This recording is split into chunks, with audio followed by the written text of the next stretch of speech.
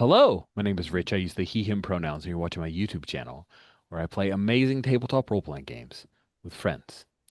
It is Open Hearth here that we are playing on. So perhaps you are not watching my YouTube channel, but you're listening to the Open Hearth podcast feed for actual plays. If so, welcome. We are playing over Zoom with video. I occasionally show pictures of things. I will try my best to describe them through the audio variety as well. We are in the last session of our mini series of Nahual.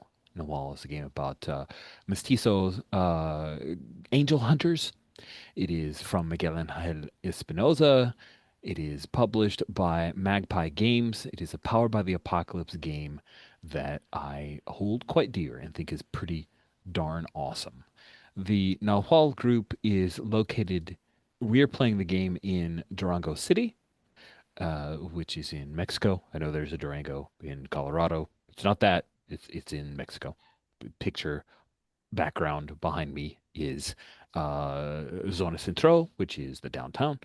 By the way, not a native Spanish speaker in any way, shape, or form. Do my best to pronounce things the way I think they're supposed to be pronounced. Will mess up. Those are my hashtags. But doing it with the best spirit and intentions.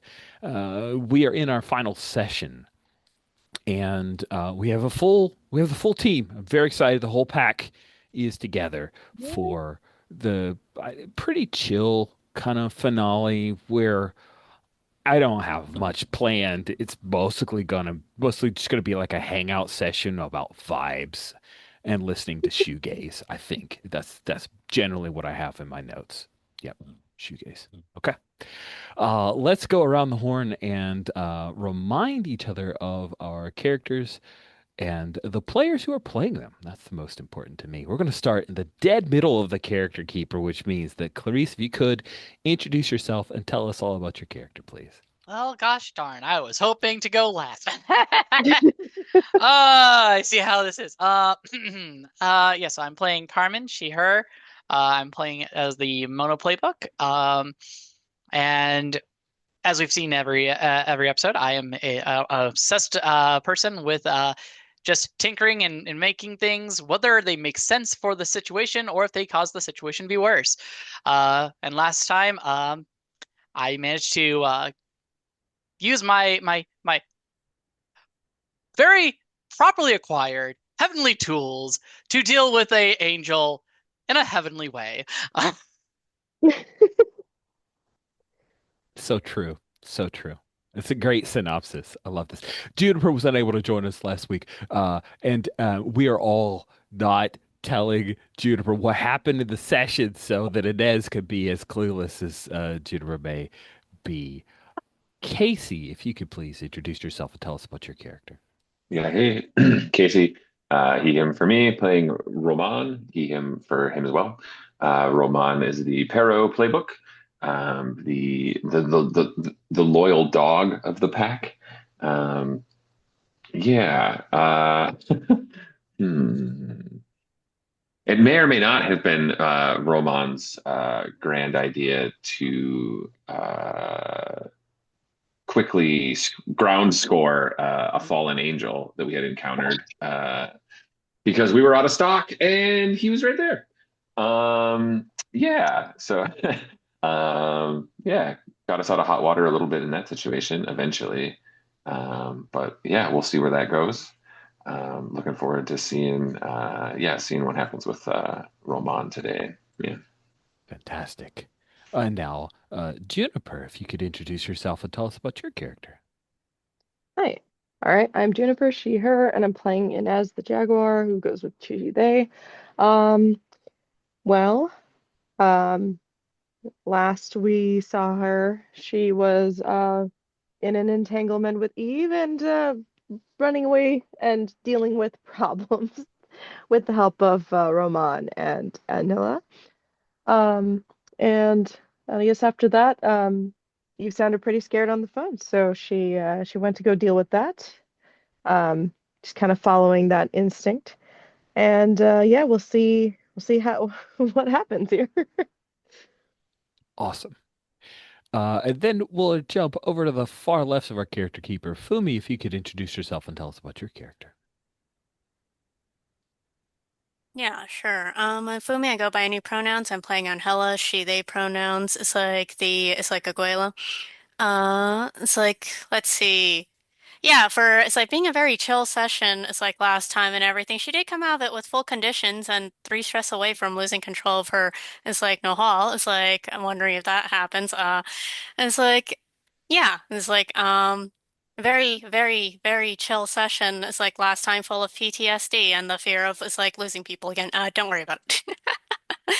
Sounds so chill. And last but not least is our friend Dom. Please introduce yourself and tell us about your character. The name is Dom, he, him, and I'm playing Paz, the DMD Tlaquaque playbook called the Possum.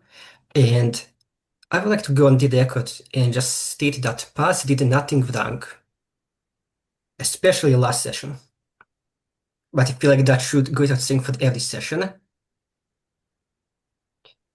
And I think that's all I want to say. I rest my Great. case. Excellent. You had the bully pulpit. You used it well. At the beginning of the session, we take a look at our stock, and you have been able to get some restock. So, at the beginning of the session, you're going to mark one box of the restock track, but luckily, you had some angel meat on hand. So, you're up to two. Great news. I'll go ahead and mark that. Fantastic. I'd like to just kick right off fulfilling one of our wishes with Paz and Roman. Although should because as soon as Paz and Roman talk about stuff, then Juniper knows what happens. So maybe instead, I just realized this. Sorry. I'm gonna mix it up. We're gonna start off with Inez. We're gonna open with Inez. Inez, Coming do back you to do, them, I'm assuming. Yeah. Go ahead, sorry. Yeah, Got we're too gonna excited. jump to you. We're gonna opening with you, Inez. We Okay. will flip next to Paz Roman, but we're opening with Inez. Inez, how did you get to Eve? When she called you, panic, please come. She'd been crying. She sounded like she was outside. Oh no. She was doing that like I've cried enough to where I have to take deep breaths to like Oh, control okay. myself kind of thing, and occasional to like sniffles Okay, yeah, variety. that. So how did Inez go to find Eve? Like, what vehicle or mode of transportation do we see Inez arrive at? I'm gonna go classic mode. Of course, she has a motorcycle that she fixes up and stuff. Awesome, awesome. That's fantastic. Great. So you drive your motorcycle, and if you remember Eve's really, really nice apartment, well appointed apartment was in one of the. Ooh, that's a great question. That's in the chat. I definitely want to hear the answer to that at some point because that's wonderful. Uh, she's in Zona Centros, is a very posh apartment. Where she told you to meet her is in a more rundown section of Mm, town at a cantina. okay. Um, yeah, and it's not in any of our defined hunting turf. So it's not in Rodrigo's place, not in Mariana's place, or Federico, Federico's turf either. It's in unclaimed territory in Durango City on the western side, close to Parque Gariana, which is the large recreational park.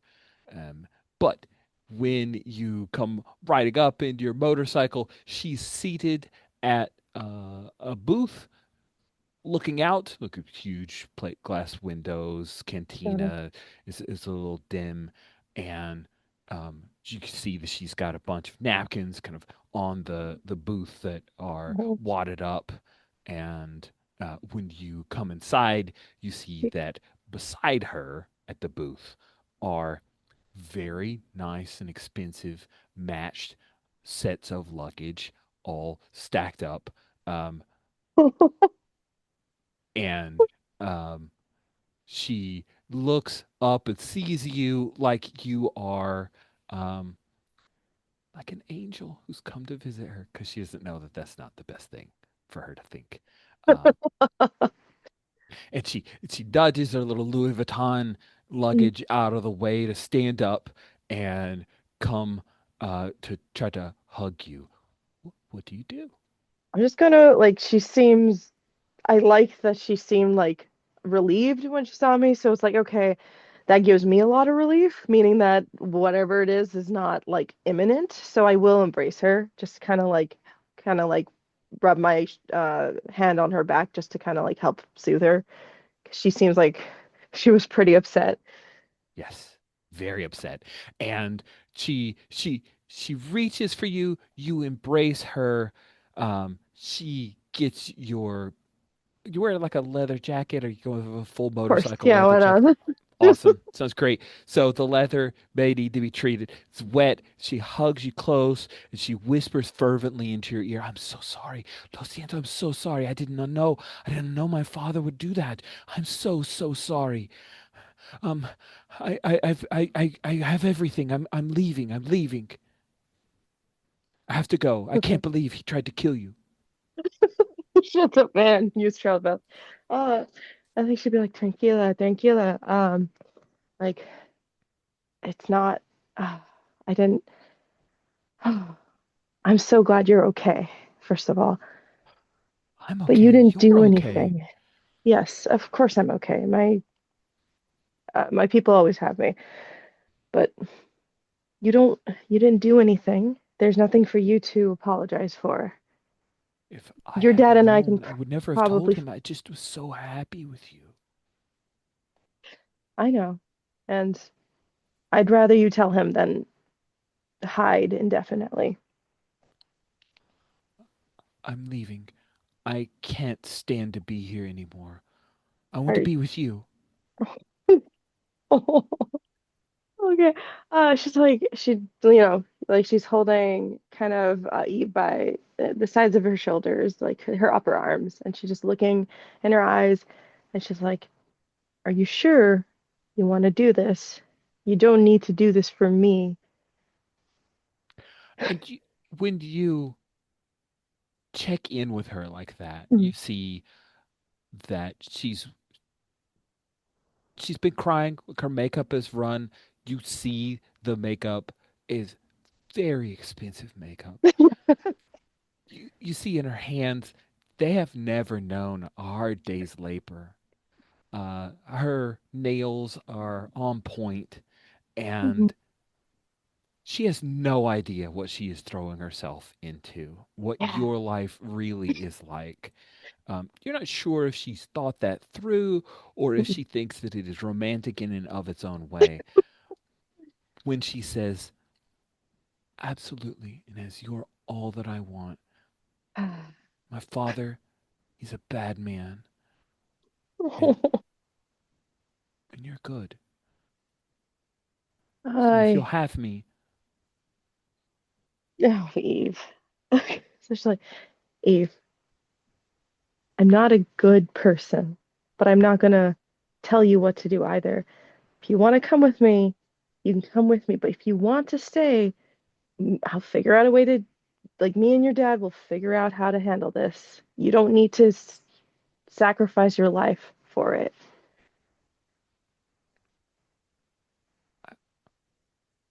my father, he does not take no for an answer, Inez.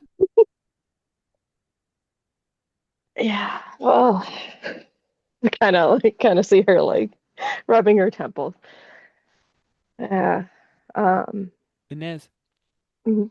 you're you're chatting with her. Yeah. She's done this in front of the booth, right? Yeah. The server has kind of circled around you guys a couple of times. Yeah.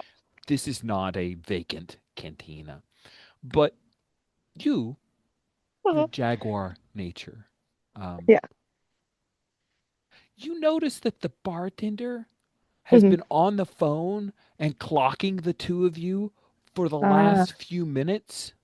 Okay. Um, and just something about that strikes you as weird. Maybe he just called the cops, because you're causing a scene. I don't know, but you get a weird vibe. What do you Damn. do? Okay. Hmm. No, I don't think so. Not feasibly. Okay. When I eye him, like out the corner of my eye, he keeps looking back, I'm assuming, like just at us Hmm. very pointedly. And there's Okay. a moment when you look back and you guys lock eyes, and boom, he's away. He does the like prey, predator prey thing, and he looks away. He's like, he speaks hurriedly into the phone, and then he hangs it up. Oh. Mm. Now he's wiping the bar. Pretending that See, I'm between grabbing him by the collar and Hmm. demanding. You know what? Yeah, that seems like Inez. Because I was like, or like just grab, even go. But I'm like, no, it seems more like Inez to just walk right up to him and grab him by the collar, since we don't Awesome. know whose territory this is. Damn it, Inez. This is probably Fantastic. how we've pissed off other people before. I think it's great. It sounds like you want to make a fuss to get someone to do what you want. Is that fair, or do you want to Yes. like straight up assail him? Oh my God. Hang on. Let me look at the difference here. I don't have that Garra memorized. or mania? Make a fuss is with mania, and if you assail someone, is with garra. So with violence, it's not violence. It's quite. It's more. I think it's more fuss because it's like, yeah, intimidation. Yeah, it's not gonna feel good to get grabbed by the collar, but I think more respectively, it is make a fuss. Okay, perfect. Thank you for to give me a moment. That's okay. So let me roll it.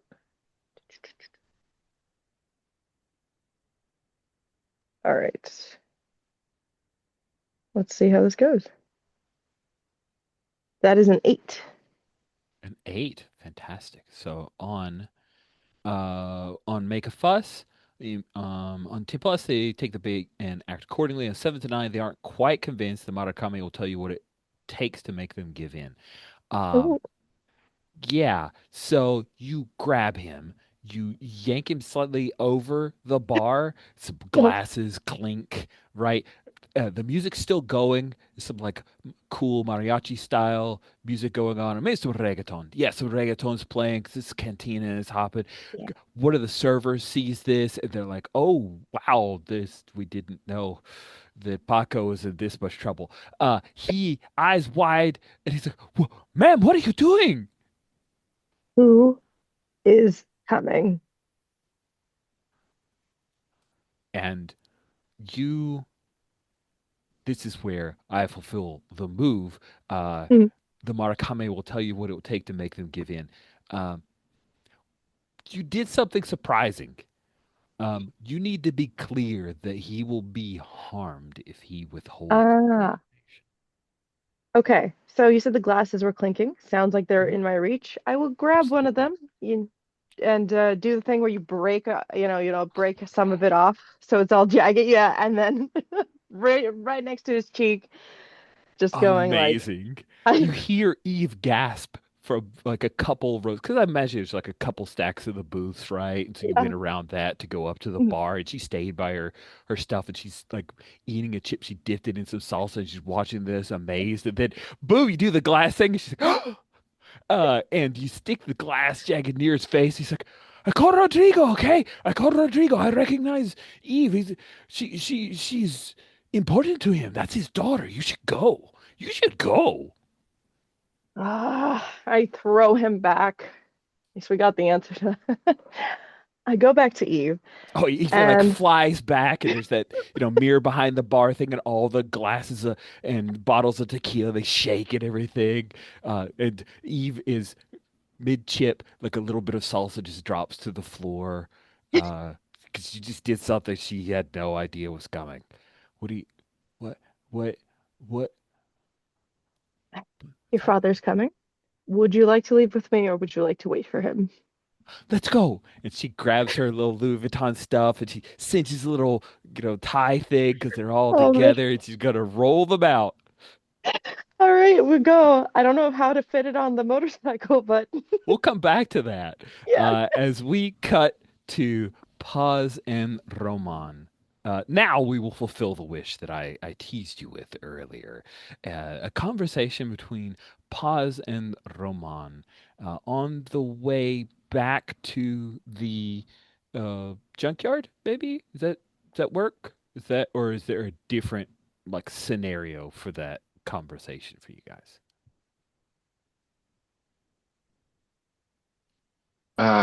Sure. Yeah, it doesn't really matter. Were we back at we like I guess yeah, where it falls in our continuity, but like if we had finished like the Yes, the work, work. If right? you finish the So work, then maybe after that, maybe removing the long gloves kind of thing with the viscera and the like. yeah, Um, yeah, you got to clean up, right? yeah, yeah. Cool. So yeah, pause. Roman, Angela and Carmen are doing something else not far away, but the two of you have a moment to converse.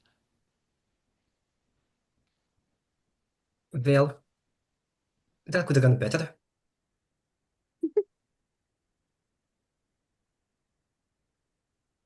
Certainly could have.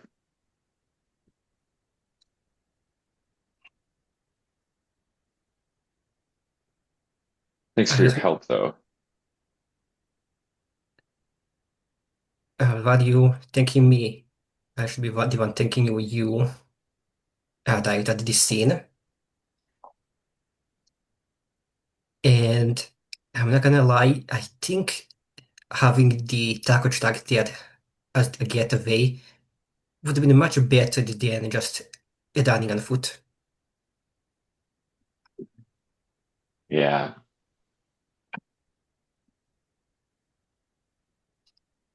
someone's got to think ahead. Hey, pause.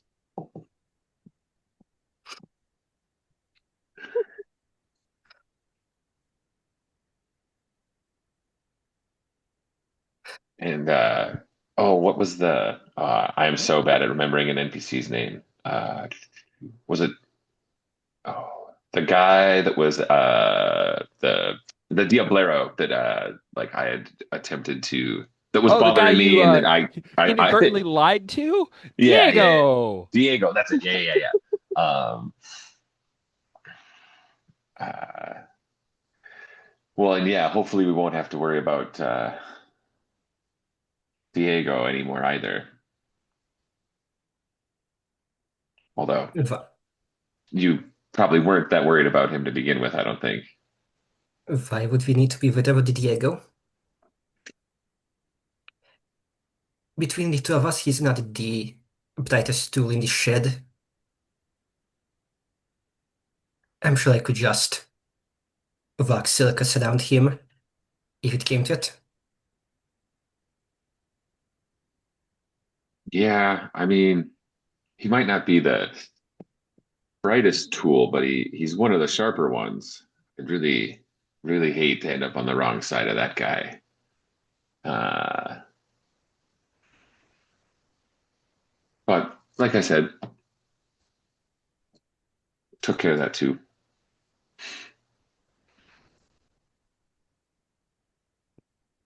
Enlighten me, how do you take care of it? Well, the way he saw it, like he told me he had heard that some of us were trying to cut the Diableros out of the fight scene, and that we had somehow acquired an archangel that we were going to sponsor in a fight. Uh, I offered him the chance to help us get you and Carmen back in exchange for, and then like looks at the angel viscera that's all around us and is like, well, in exchange for making that come true. But maybe he was too smart. But either way, that he won't be bothering us about it anymore. And I still don't know why people keep getting it wrong. It's not that we're sponsoring the fight, it's that another group of developers has it, and I just got my hands on it before anyone else. I need to get better salespeople. You But know, man, you didn't go ahead. if you tell the truth, you don't have to remember what you said, though, Paz.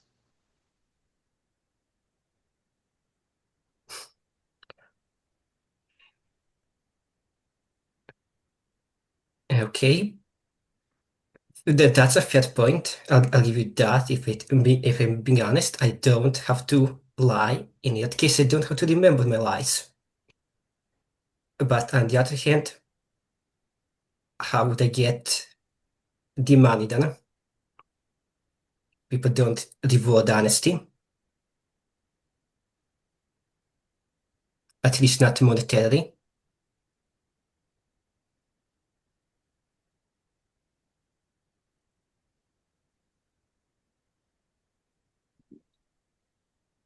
Yeah, a lot of times the reward for dishonesty is not monetary. Pause. You're right about that.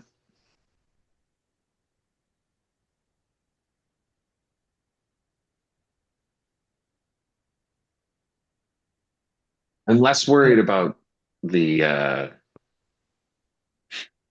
less worried about the lies and the lies that get confused than the lies that can blow back on the rest of us, right? I think that's what you really need to be keeping track of. We can't. I Oh, go ahead. I did try and set the lies straight, but for some reason people aren't taking me for my word. For some reason. For some reason. Like, come on, tell me the last time I did something that would make you mistrust what I'm saying.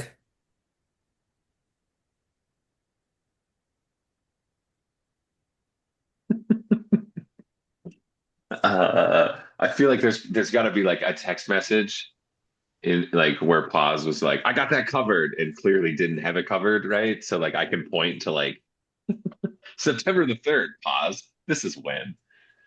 But I'm sure if you were going to explain it to me, you had some hustle that needed to be taken care of that was going to help everybody. I understand. I Hey, understand. Roman, when you check your phone to point out that text message, you realize that you got a text at some point during the car chase that maybe you didn't. It's from. Do you do you have Diego in your Yeah, contacts? sure. Yeah, yeah, It's from yeah. Diego. It says, "You lied to me, bro."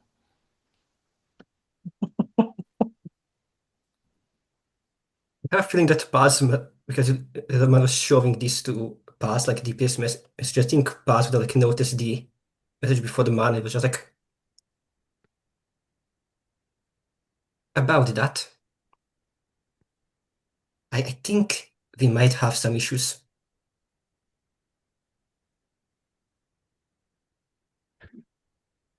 Ooh, yeah. Okay, so I think this is where, if it's okay with you, Dom, I think I'm gonna like make a turn here in the conversation and put the screws on you a bit. Oh, absolutely, go ahead.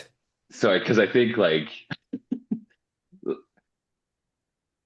Roman gets like a real hard look in his face and like looks you in the eyes and says, "Do you know why Raul is dead?"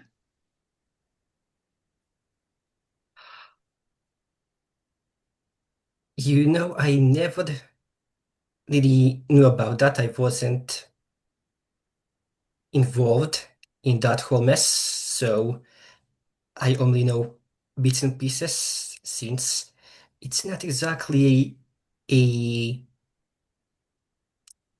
topic that the rest of you want to talk about.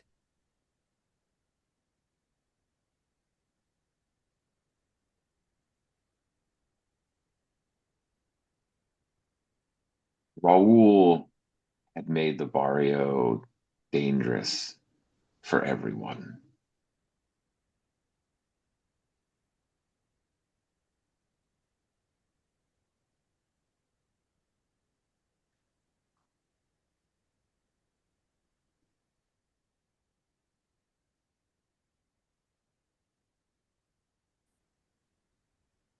Survival is And hard out here, pause. Some of us won't make it.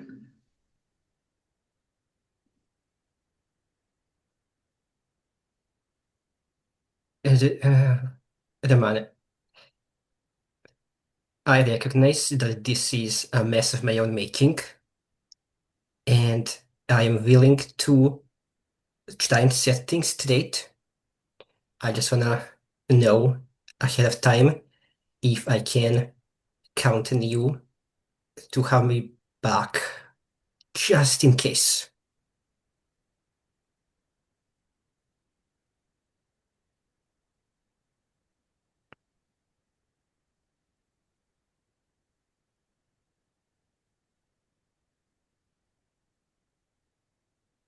Today, pause, but maybe not forever. And I think we will see like Buzzer get like an actual like, serious like realization that the man isn't just saying that to kind of scared past state in the situation, but actually means it. So pass it goes. All right, I'll do my best to not let you down in that aspect. So do you think we should sit on this Diego debacle for the day or so, or do you think time is more of the essence here? I like look back down at the phone at the text message and like feels like something we need to take care of. Did right. Shall we go then? Yeah, that works. Oh, and about the whole route thing, again, I'm not sure what exactly happened, but I think you and Helen Inez need to kind of put your heads together and actually figure out what you're going to do about that when it comes to Carmen. She'll find out eventually, and it might be better that she finds out through you guys than through something else.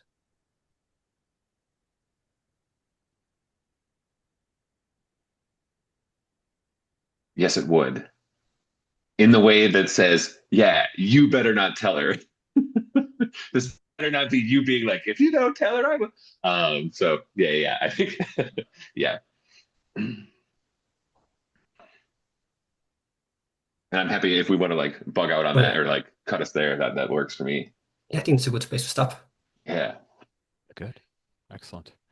Uh, let's cut to Angela and Carmen. I love the like parallel scene that's happening about the same time. Maybe you are elsewhere in the junkyard post the doing a bit of the Angalaro trade, the The slice and tablaje. dice. Uh, and if you recall, uh, there were it was not a pleasant experience, right? The die roll on that was not great. So things things were weird.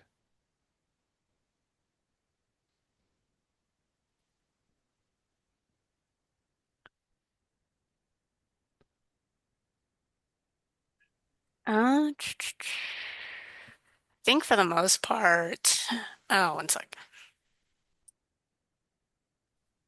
Yeah, I think for the most part in hell it's sort of just it's like yeah, I think she's it's like mostly just it's like cleaning up, doing maintenance on it's like the taco truck, getting ready to it's like getting ready for it's like another day of selling tacos. It's like and everything.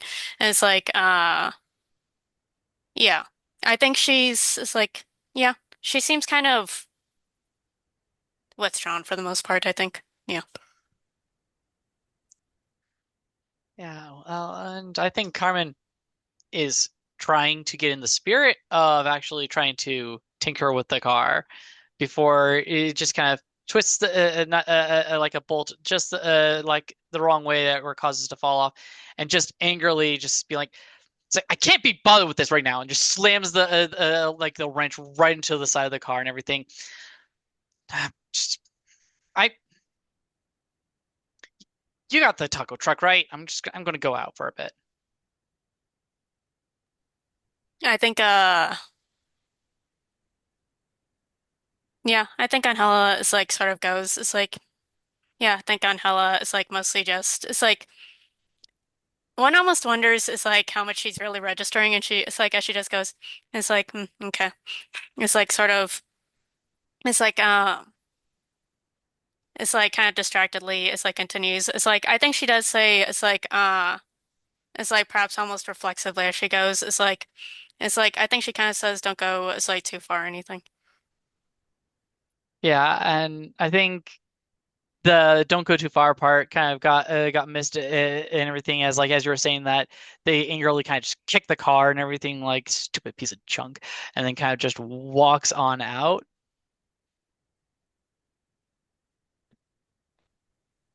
Carmen, um, you walk out. I imagine you're out of that central area, we're still within the junkyard, or were you imagining that you were stepping out of the junkyard into the city night?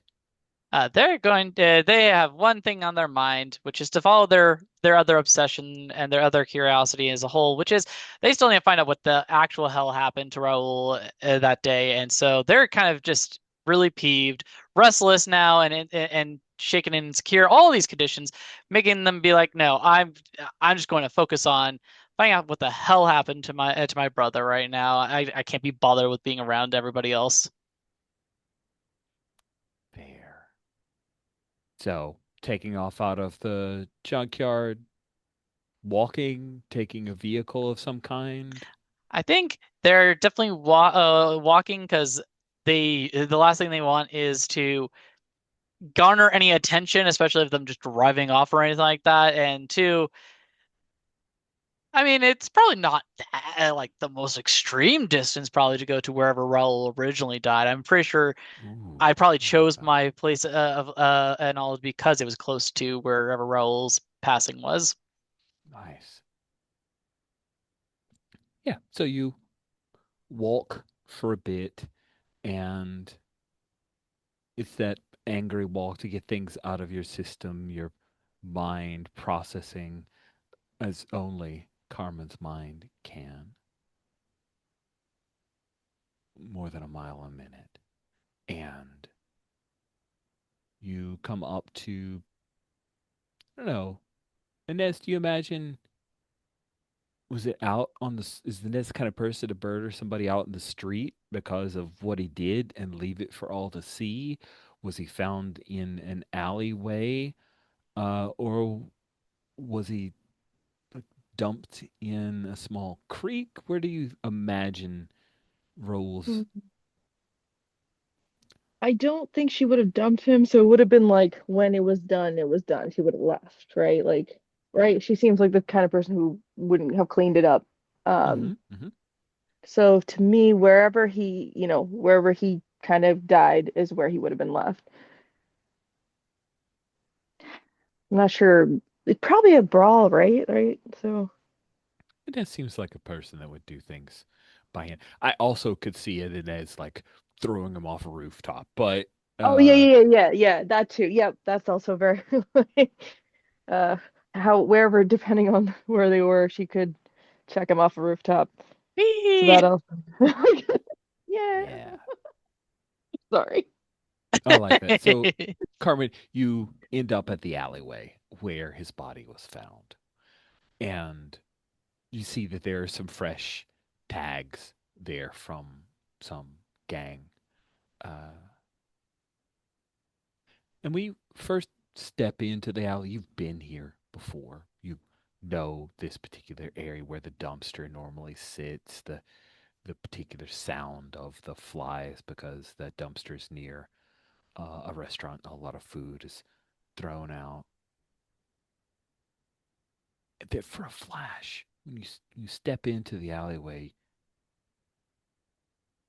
you see him. You see Raoul standing there like a ghost, hung, held here. by what happened to him. Blink and he's gone. These nails of the horizon that you have, now that you know what they're called, Hmm. because Federico so helpfully provided you with the name, what have you done to test their ability? I Or think have you been it's afraid to actually nail anything? I think it's a thing that they've been it's they've tried doing all sorts of different things with them. It's like okay, they don't act like normal nails. Like I think they've done so many different things of like okay, if I hit it into like metal, does it have a different sound to it? Does it act differently? Or hey, like what happens if I bite them and everything like that? Just whatever it takes to kind of establish what the heck these nails are like and everything because they're clearly special. So they and I mean I did steal them, so I might as well know what kind of quality I stole. Yeah. Let's say baby deer where Raul had died. Uh, you nailed in, you used one of the nails in an old building. And it starts to rain, but you notice that that building, that the rain just seems to ignore it. Just dry around. It's like a few inches, like this slight perimeter around the building, as if the rain falls around it only. And this is where I had like a nail put in there. Yeah, yeah. Okay. Oh, there's a lot of things going on here. Emotions now, and also what the heck's going on with my nail now, uh, that I put over here. Let's see. Actually, I haven't since I've been so obsessed with my tinkering and everything. I actually don't know my own basic moves around here. I should double check these. Because I have never actually cared to do anything other than tinker beforehand. Uh, It's true. When you are a hammer, everything else is a nail.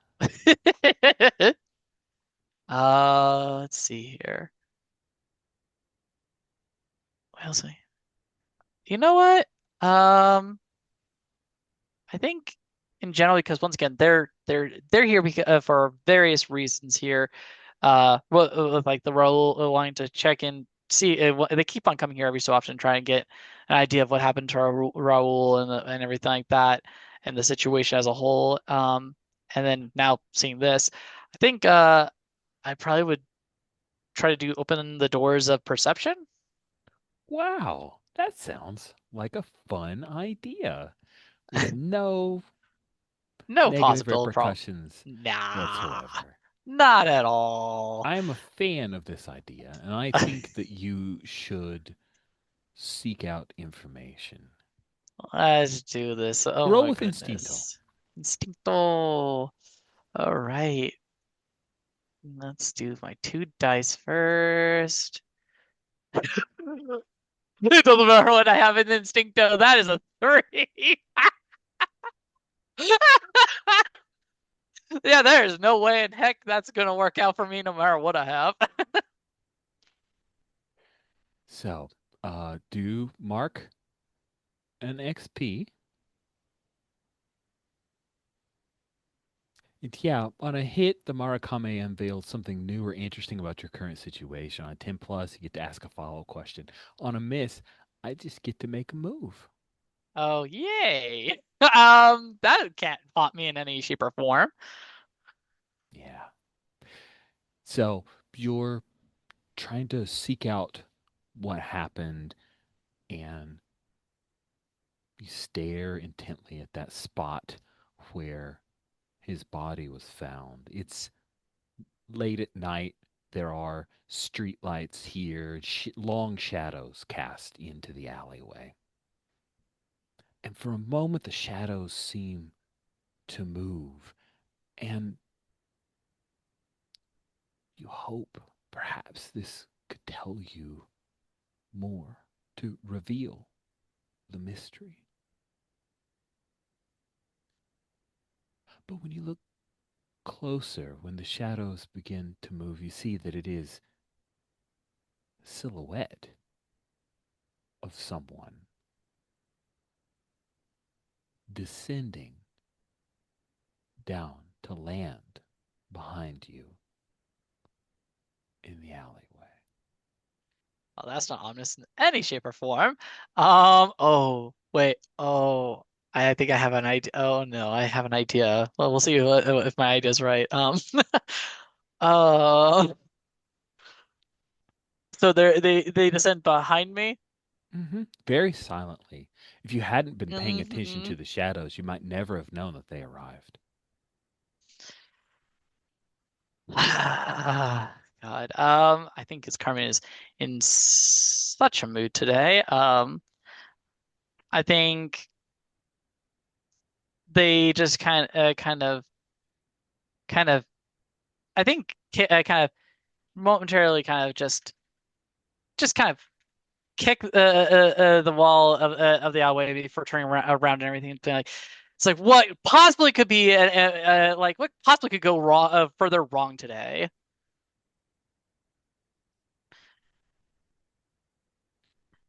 Judgment Day hasn't come, the beautiful voice of the person behind you says. But your brother will not be coming to heaven, I'm sorry to say. Perhaps if Inez had not murdered him, he might have found a way to redemption. I had hopes for him. Out of curiosity, since I turn around, do I know who this is that's talking? It's Gabriel? I had a feeling. I had a feeling. I just wanted to confirm that. Oh, God. And I think just because, you know, this is Gabriel and everything, uh, Gabriel has their own kind of motive. So I think Carmen, part of them is like slightly kind of shaken up in the sense of like the little seed of doubt in the back of their head, but also it's Gabriel. Gabriel when it doesn't wouldn't tell the truth to me of all things. Why would Raul be working with Gabriel? Before Carmen just is like, you're just spouting baseless lies and throwing blame at somebody just willy nilly. Like, why would Inez kill Raul? Who knows the hearts of you savages? I've given up trying to figure it out. I cannot lie, Carmen. Darling, do not bring me down to your level. Ah. I'm so disappointed that Federico failed to find my tools when it's obviously so easy, is it not?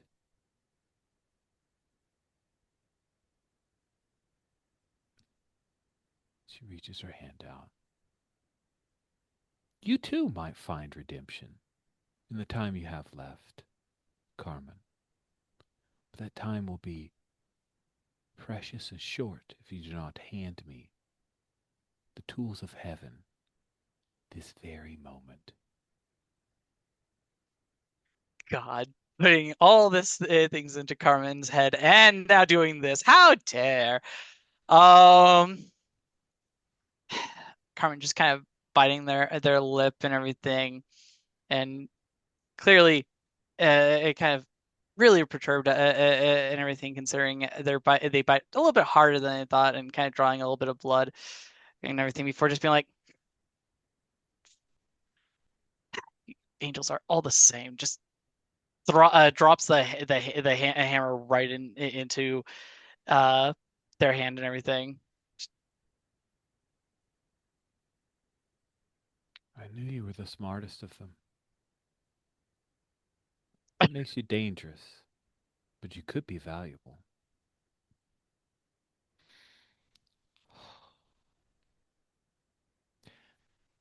This was used in the creation of this world. There are a few precious others. This is a relic older than all of you monkeys. I see that you did not damage it, and I appreciate that. And now the nails. Of course, you would remember the nails as well. She kind of just jingles about in their pockets and everything, and then just just drops each nail individually into your hand. There are fewer of them. Well, there's one right there. Kind of just points to the one that's like right into the building. So be it. Well, bless you, Carmen. May God smile on you tonight. And wings unfurl, and she takes flight. And I think Carmen just has, once Gabrielle is left and everything, is just like, how blessed this night be. Just And as you step out of the alleyway, sorry for the hard framing. I can't help myself. oh no, that was great. But I think Inez drives by um, with a passenger, and I don't know how, a bunch of luggage kind of stacked up like a Wallace and Gromit kind of deal going on. Um, Lots of ropes. Yes. Yes, lots of ropes. And you see Inez just tooling by. Inez, there's Carmen. Oh, I think you recognize that alley. Yeah. Oh shit. Yeah, I don't think I've ever gotten that alley out of my mind. I do stop because I went to look, even though I try not to, I looked towards that alley where it all happened. And of course, I see Carmen there and I'm a little startled. I stop um, the bike and I, kind of lean my leg out so that I can look back and I'm like, Oh, out for a night stroll. that's Carmen. She works with you at the taco truck. Yes, yes, this is my, um, yes.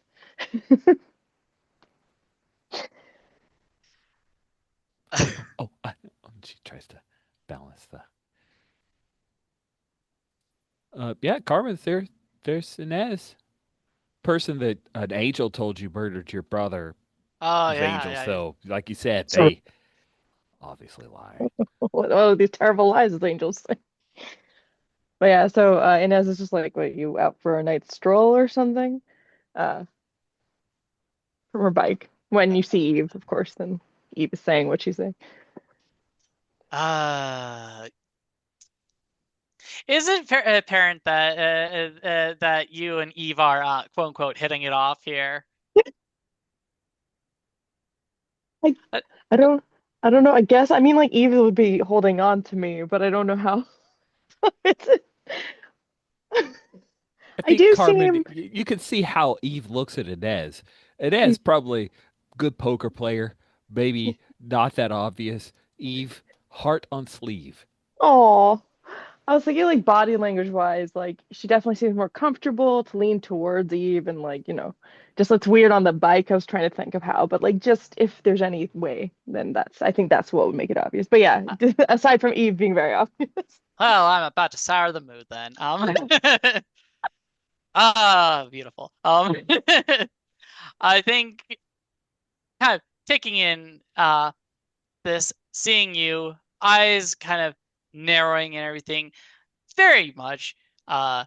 Gabrielle has already gone underneath my skin for many of different reasons, but also they can't deny that Gabrielle's words definitely have planted that seed in their head now.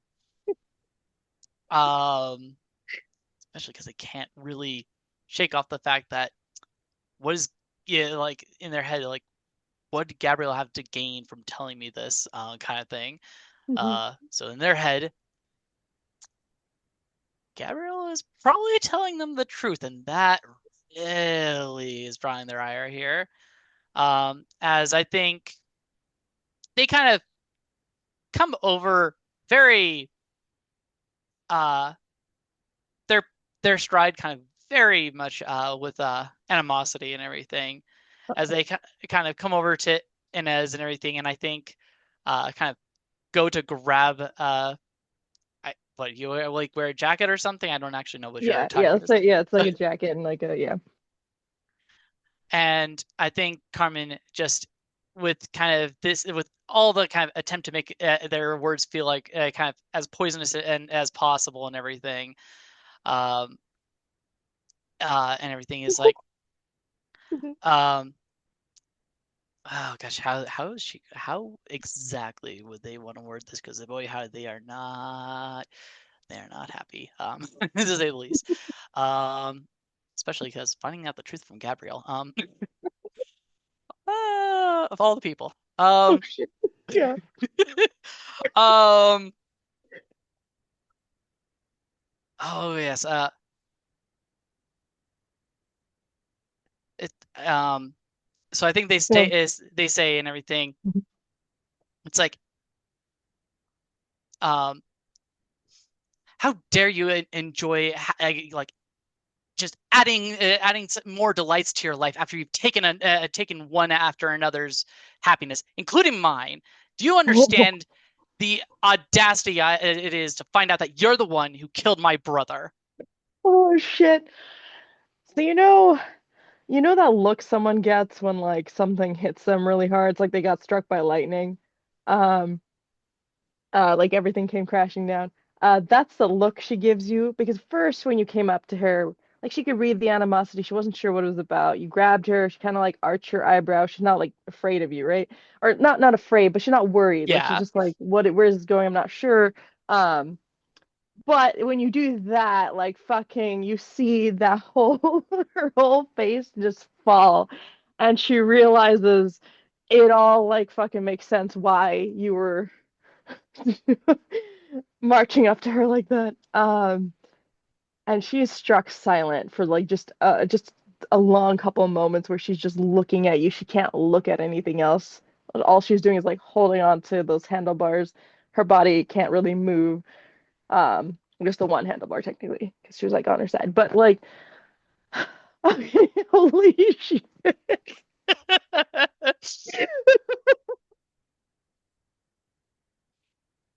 Yeah, I think. Would you say anything while she's just like staring at you, kind of like almost dumbstruck? Yeah, I think she would eventually if you're dumbstruck long enough and everything, it's just that Yeah. thing of Carmen being like, "Well, speak up, you murderer."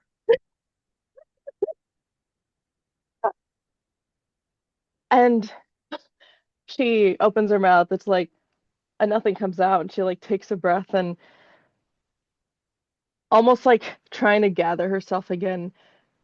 And she looks back at, Eve and the ropes holding up all the luggage somehow still slightly teetering on her motorcycle. Yes, And she Eve is looks back at you. absolutely shocked and 100% listening to every moment of this. Now I have to ask: are you still hesitating because and all? Because depending on how, if you're still hesitating, Carmen will act yet again because Carmen is Oh, very rash. not yet. Just kind of like it's almost to help her anchor herself to look back and be like, this is the situation. So she's looking back at at Eve and the luggage. She's looking at you, and she goes, "Do you want to have this conversation now?" I think I should have had this conversation, I don't know, back when they died.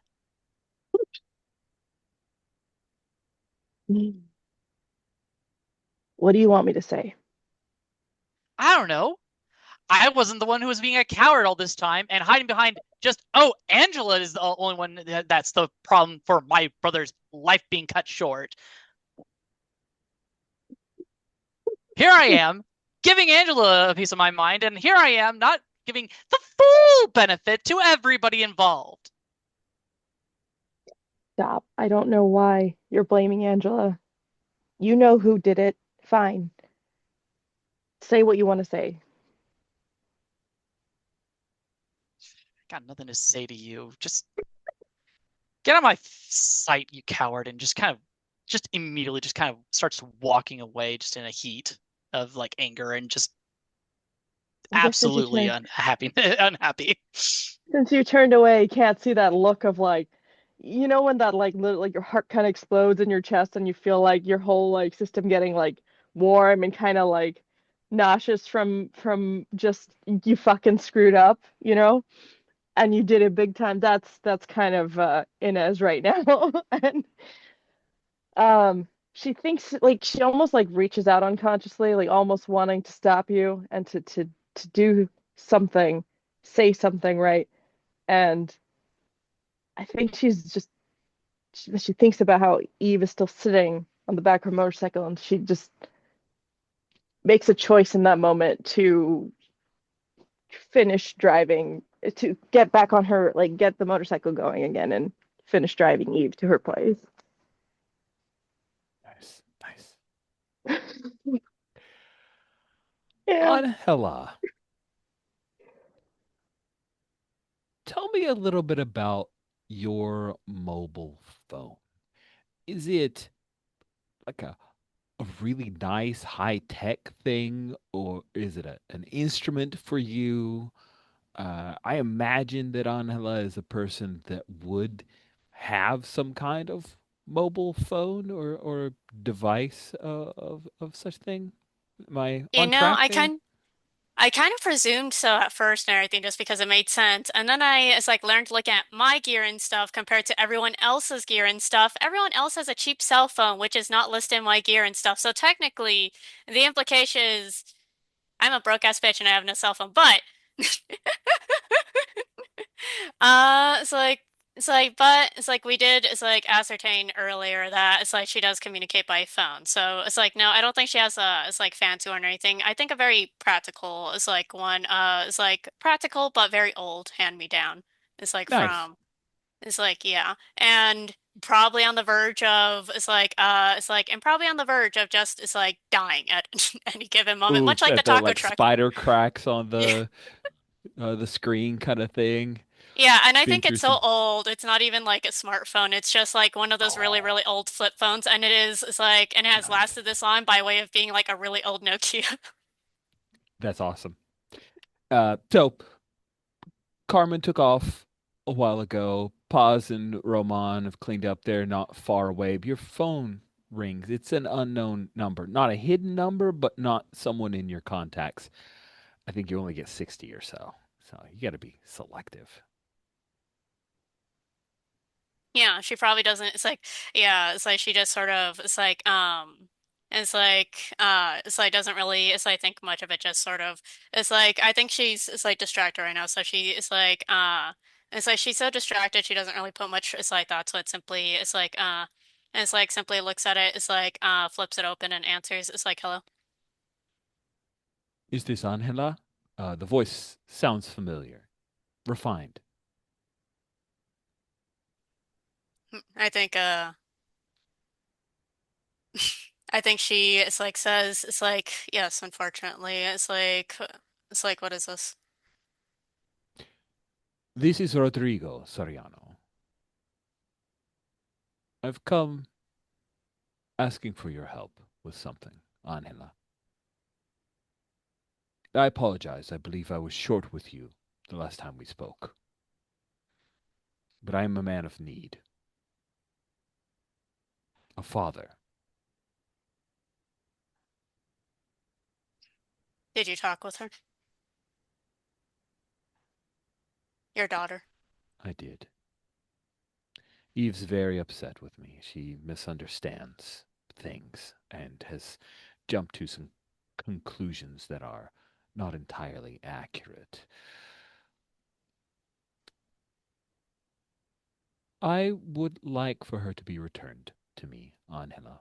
And I think that you and I can work together very amicably if you can make this happen for me.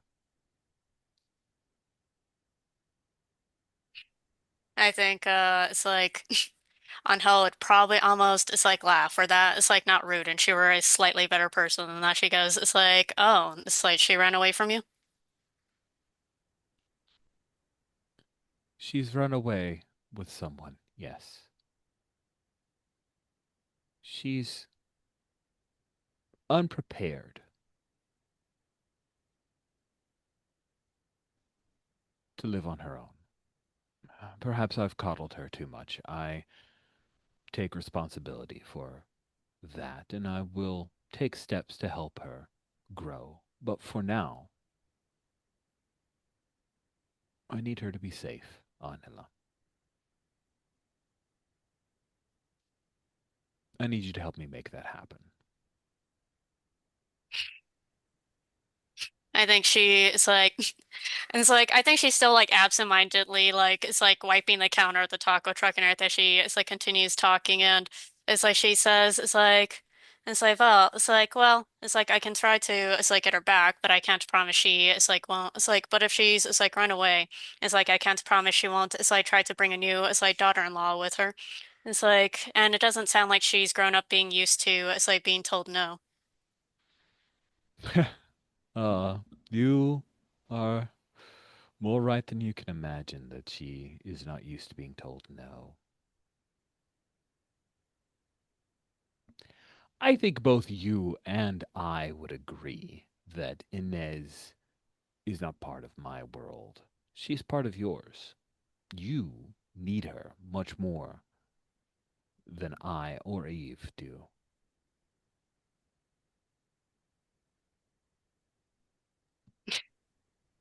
See, it's like, I think, do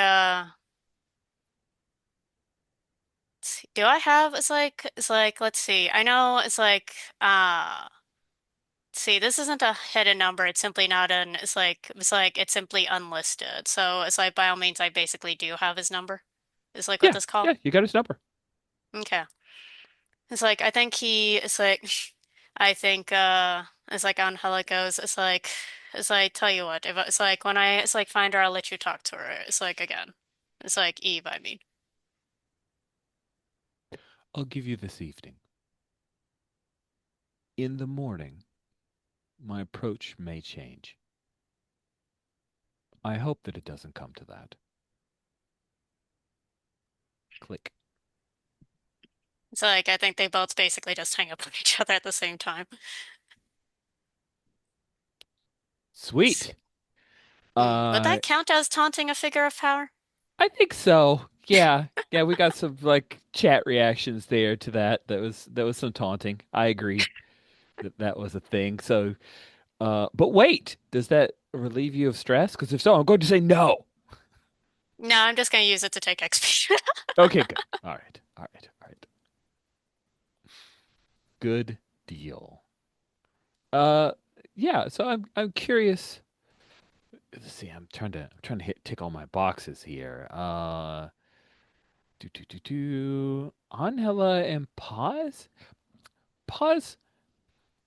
I like the idea of post Angela's conversation with Rodrigo that maybe Hmm.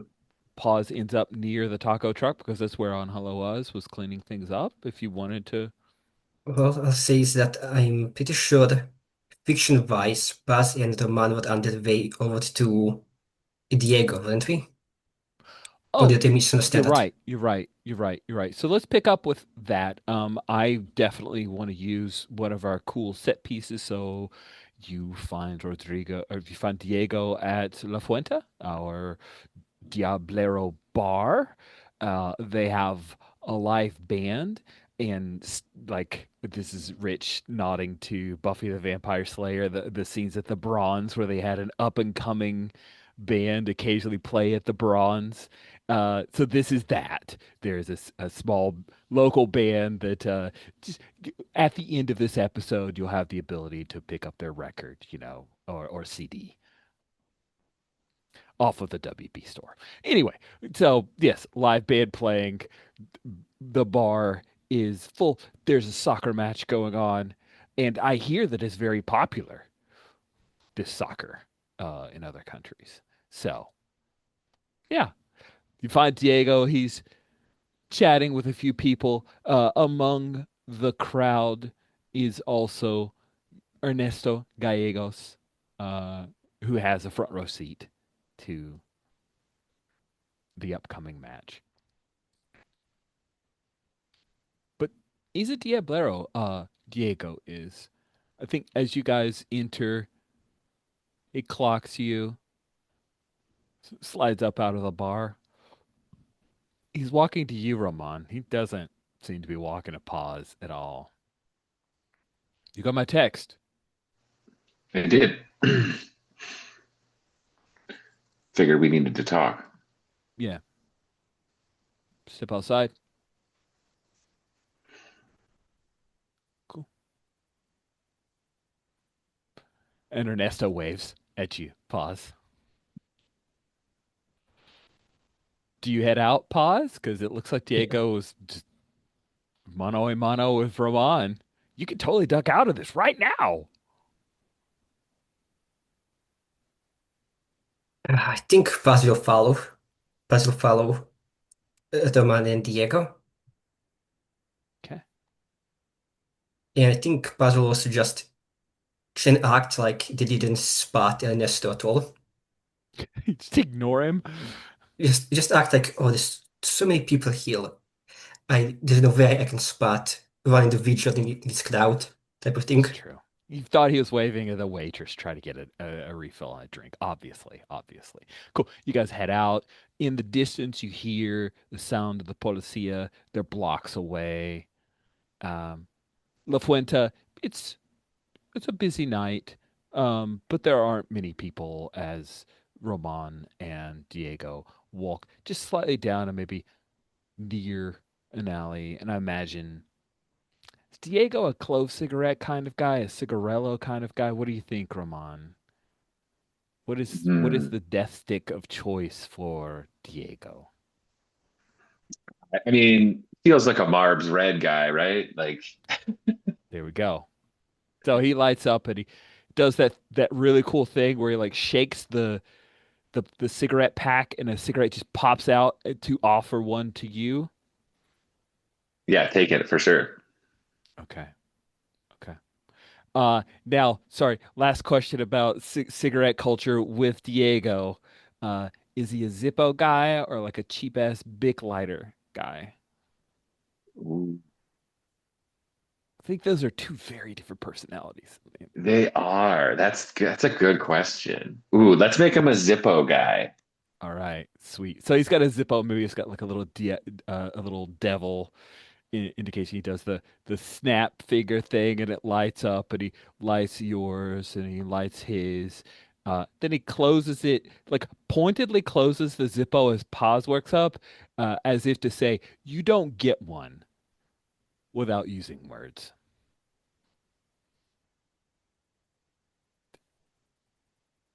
I You think lied it to me. takes a lot from past to just not say anything. Nice. Tell me why you lied to me, Roman. Tell me what I lied about. You said that one of your pack wasn't trying to horn in on the Diableros business, that you weren't selling tickets to an Archangel fight. Do I misremember this, Roman? Maybe a little bit. Okay. I can't lie to you about something I don't know about. So you're When you saying asked me, you gave me the word you didn't know. Okay. Okay. I gave you my word on my understanding, which you're right, was wrong. But I've been told we can fix that. And then like looks at pause. And finally, Diego turns to regard you and quirks an eyebrow.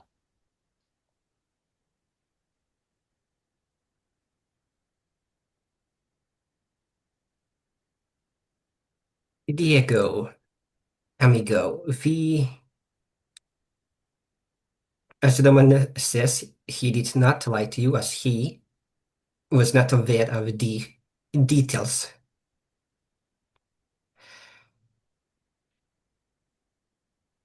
Possibly, like a look to the man, then back to Diego before continuing.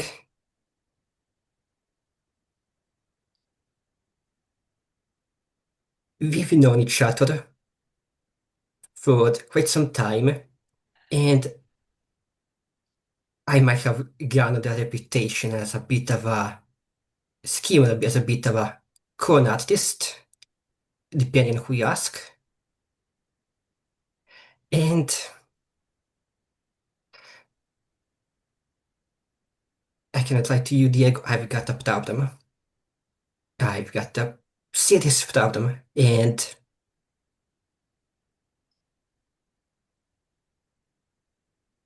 you could say that I indirectly, in my own money-making schemes, might have, by pure coincidence,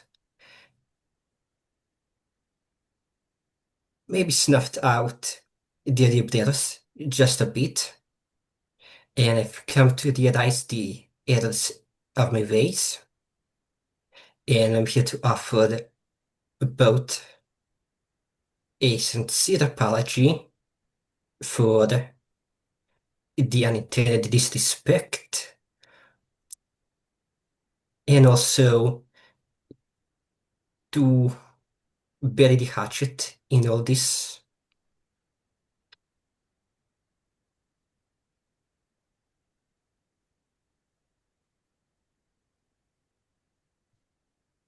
Okay.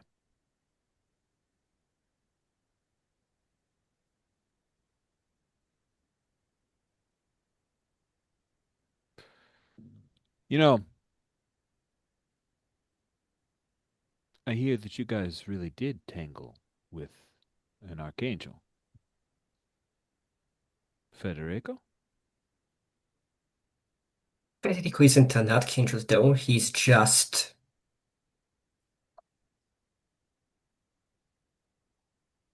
Well, I've got no kind words to say about him. Sorry, the chat got me. That was basically going to be my That was line. good. Like,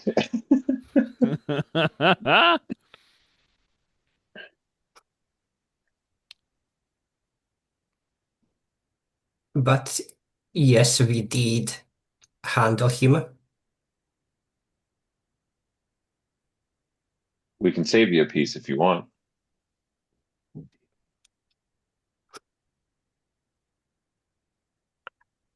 I'll be honest, it's probably not that good. We might have messed up just a bit in just the way we acquired him.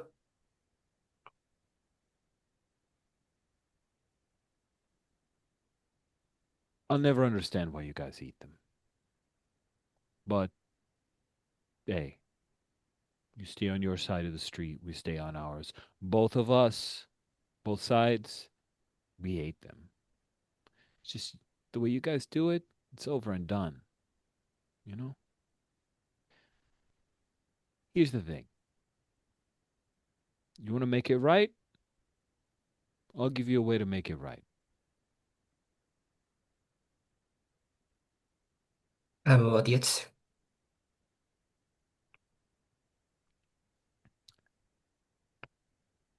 So there's a lot of idiots been paying us a lot of money thinking that they are getting in on this big archangel fight, and we don't have it. We don't have an archangel. What do But you mean I they were think paying you? Did they snub me out of the deal? This is supposed to be my scam. no, no, it's not. That's not his thing. He says, I can't take the money for a fight that doesn't exist. But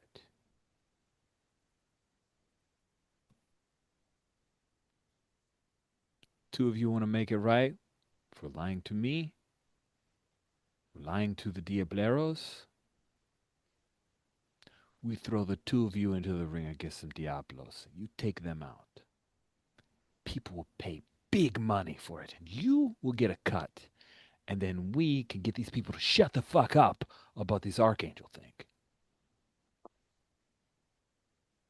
It'll be something new, something different. You guys will make it right with me, and then we're friends again. Angelaros, Diableros, tight. How do I feel like this is less about making things right and more about you just wanting to see me getting the shit beat out of me by Hey, man. Why can't archangels? both be true, man?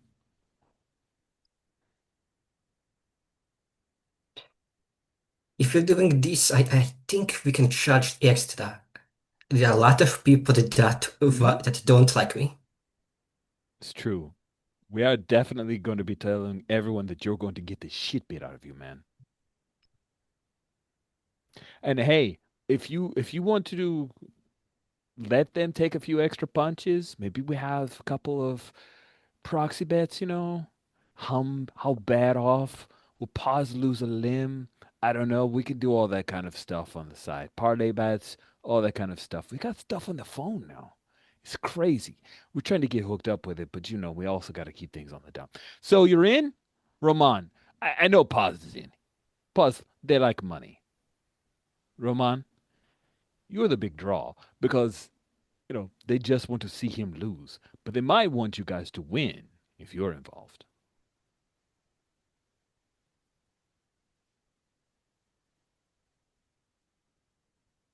Just the two of us? You got more? I mean, Inez, we're going to have to, like, I'm going to have to make some calls to get some more Diablos if you're bringing Inez into this.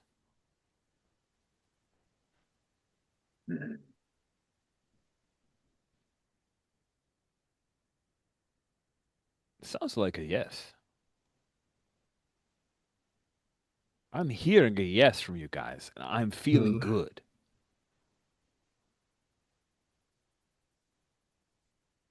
We can see what we can do. We can't make any promises if they'll I wouldn't accept your accept them. promises No, I'm anyway, Paz. I'll step between Paz and Diego and put my arm like around his shoulders and like turn him back towards the bar and take a drag off my smoke and be like, first round's on you then, and kind of pull him back in towards the bar and not let Paz finish what he was saying. Oh, that's awesome. That's fantastic. Great, great stuff. Cool. So, I want to circle back to the Carmen Inez drama fun. Drun. I can't come up with a Run? portmanteau for the drun drama I love fun. yeah, I like it. I like Fama? I don't know. We'll, it. we'll, we'll workshop it. But the two of you had separated, so either maybe Carmen and Angela or Inez and Angela. Where do we think the next scene takes place?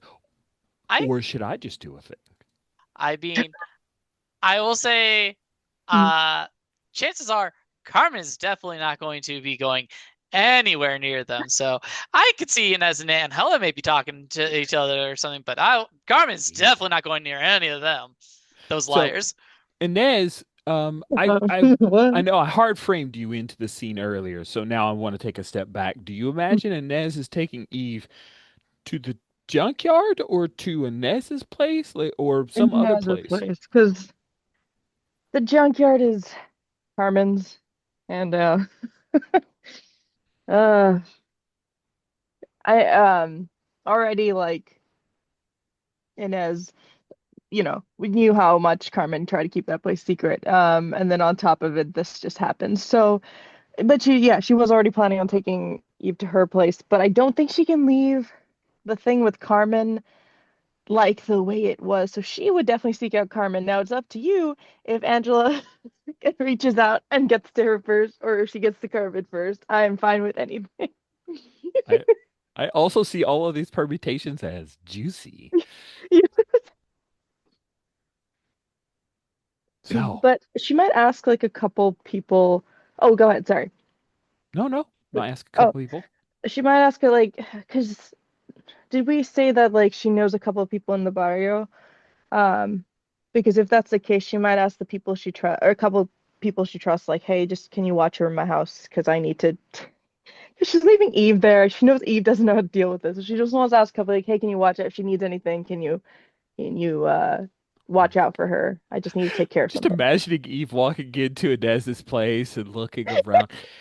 Is it Spartan, Inez's place? Is it like an apartment and a house that was left to Inez, or that Inez Yeah, has bought? Where does it's like Inez a live? small place that maybe her family once owned. I'm assuming her family are all deceased at this point, but like when she was younger, this was their place, and she's just kind of had it. It's pretty Spartan because I don't think she really comes home a lot. I think she's always like on the move doing something, whether it's the Oh taco man, are there truck like or rooms of the dead where your family members had stuff and you just haven't bothered with it because I reasons? love that idea. Actually, yes, yes. God damn. Nice.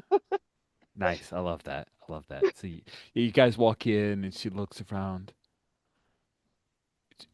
Your where's your family? What? Because Oh. like it looks like it is not just an Inez place, right? Is your family Um, on vacation? no, they've been gone for a long time. But don't worry about it. Any of I'm this. so sorry. It's Yes, I'm You're fine. sorry. It's fine. It's been a long time. I barely remember them. Um, Oh, the street pretty much took care of me. So listen, it doesn't matter. You don't need to worry about it. You just need to make yourself at home. I do need to take care of something though. I wouldn't leave you alone normally, but it's okay. I'm perfectly capable. I could clean up around here. Would you like for me to cook you something? I'm sure I could find something to cook for you. Do you like quesadillas? Because I'm pretty good with quesadillas. uh did I get a little smile from Inez? She just kind of looks at Eve kind of warmly, and she's like, "Hey, just don't. If you wanna, sure, but don't trouble yourself. Just you know, get get comfortable, get a feel for the place." And she before you go, she grabs your arm Oh, and is what Carmen said true? oh damn! You see her like face fall for a second.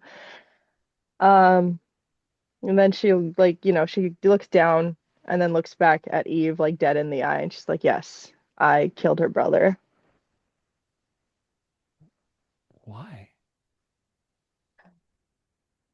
And it Yeah. the question, in case Rich's acting doesn't pull it, it's not accusation. She Yeah, doesn't know yeah, who Raul is. She yeah. genuinely is coming at this from a like, I am seeking to understand because you have my heart, and I know that everything you do is good and just, and therefore you must tell me why this Raul needed to die. Oh god. Just like, yeah, what made why did he deserve it? Tell me. Clearly he did. Oh god. Eve looks up to her so much it's like, oh shit. And I'm like, and Ezra's like, no, no, no, no, no. Um, so she goes like, oh man, she kind of sighs for a second. I didn't want to kill him. I wanted to make a point, but I guess I made a finite point because he died there. So I couldn't let him keep doing what he was doing. And I took care of it the only way I knew how. What was he doing? Okay, so now you're gonna have to remind me what was he That's doing? okay. It's okay. I was worried about that. So if I recall, this is all during session zero stuff. So if I get some stuff wrong, I apologize. He was, but yeah, he was poisoning folk. Thank you for that, Clarice. You're awesome. Thank you. Poisoning folk with tampered angel meat. So it was harming your business, hurting people in the barrio, and had to stop. Okay, thank you. Um, so yes, so and as I say, he was tainting the meat. People were it just everyone trusted the meat. They trusted us. We had to do something about it. I don't know why he got himself into that, but Okay. I was just trying to make a point.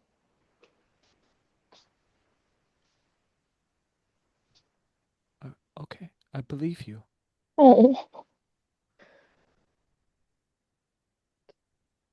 Don't don't stick on for long, okay?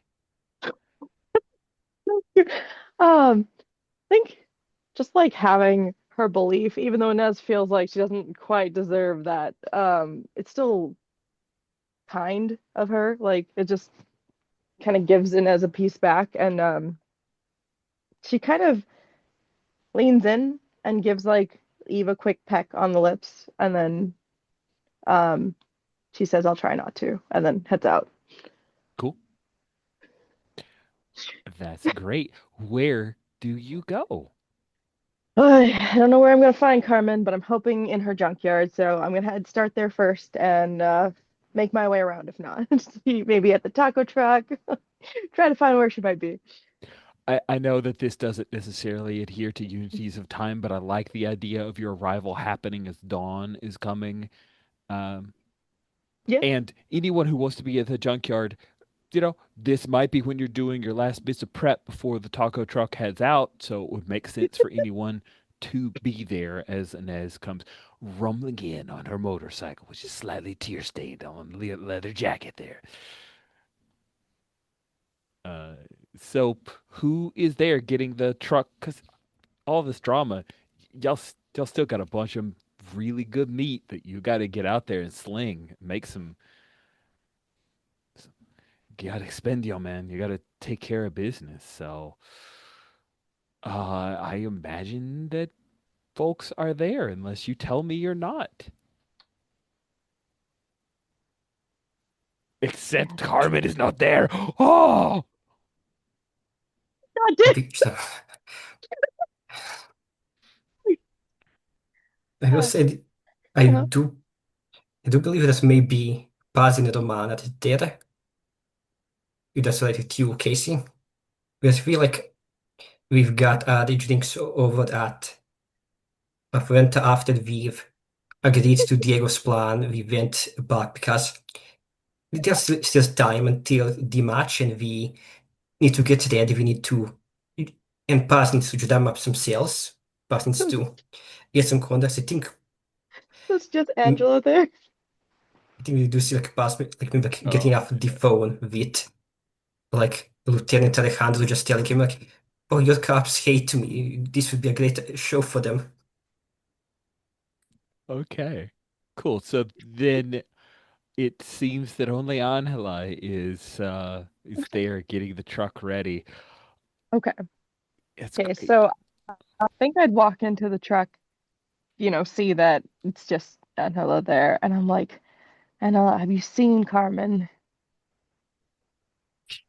I I think it's like how long has it how long has it been since it's like Carmen is like walked out actually? It's like Hours? from It's been hours. It's been a while. I think on Hella it's like start to be asked that it's like after it's like yeah, so to be asked that and then Hella goes it's like it's like yeah. And it's like I think so basically to have not it's like to have last seen her hours ago and then to be asked that and it's like it's like Angela just immediately responds back with it's like what's wrong? Aside from it's like aside from your entire situation with it's like Eve. Everyone's hitting Inez today with like, she's about to tell you what's Yeah, wrong, I think and to then be you hit her with, fair, yeah, I was like, I I think to love be this. fair, I feel like probably Yeah. in like off screen between the last session and the session before that, like is like Angela probably did talk with Inez is like about the situation, which mostly started off with, did you know you're dating Rodrigo's daughter? And then probably ended with basically in the end, I'll it's like leave that decision to you. Just know that it's like just know that Oh, it's like I like that because idea. in Yeah. and of itself, Angela does hate having to tell people it's like what to do. She really does. And it's like even it's like it's one thing to give people orders when it comes to, when everybody's in freaking danger and fighting angels, but it's another thing to Yeah. tell it's like people who to love and everything. So it's basically just like it's like that's it's like that is your business, but it's like do understand that it's like basically what you choose to do when you go to talk with her. It's like Okay, understand what so that may entail. And then probably hard cut to basically, oh, it's like she's calling me and she's crying. I need to go as I deal with oh this. So, if that's okay with you. yeah, no, I really like that. So like this is almost like a continuation, which I think will add more to it. So yes, I love this setup. So we already had the conversation in the car right before I was like, oh no, sorry, I got to dip Yeah. because the person that we're talking about is calling me. Yeah, exactly. Uh, so when you say that, she'd sigh and be like, right, that is a new development on that front. She's running away, I guess. Yeah, so her father has told me Uh, recently. okay. Well, Well, we will talk about that, but what's this about Carmen? right. Okay, wait. So remind me, you knew that I killed Raoul, right? What was his name? Yeah, it's like I Yeah, think okay. it's basically the whole everybody knew except for Carmen and Angela pretty much is like it's like went ahead and took the blame for the entire incident. It's like yeah, it's like and it's like it's like given how Carmen reacts probably was not really also given the opportunity to clarify, kind of just accepted that and accepted that she was taking the whole blame for it all. And then quietly was like, I'll tell her later, and then later never came. Oh boy. That at least that's for Inez. So Inez, you know, looks at you gravely and says, she knows I killed Raoul. I think it's like I think it's like a brief it's like moment of silence on Hella. It's like kind of it's like on Hella. It's like probably it's like and picks up the keys and goes. It's like we need to find her. And as you're, I'm assuming starting the truck, right? Yeah, I think so. Kind of like, I think it's like, you start the truck. She's kind of like, just make sure things are set up to not fall, and then kind of sits in the seat next to her, stands. I'm not sure if there's even a seat there. Um, and kind of quietly would say, not quietly, but more like somberly. Like, I don't see her as a quiet person, but like, I think she'd say like, you really took the heat there for a while. Thank you.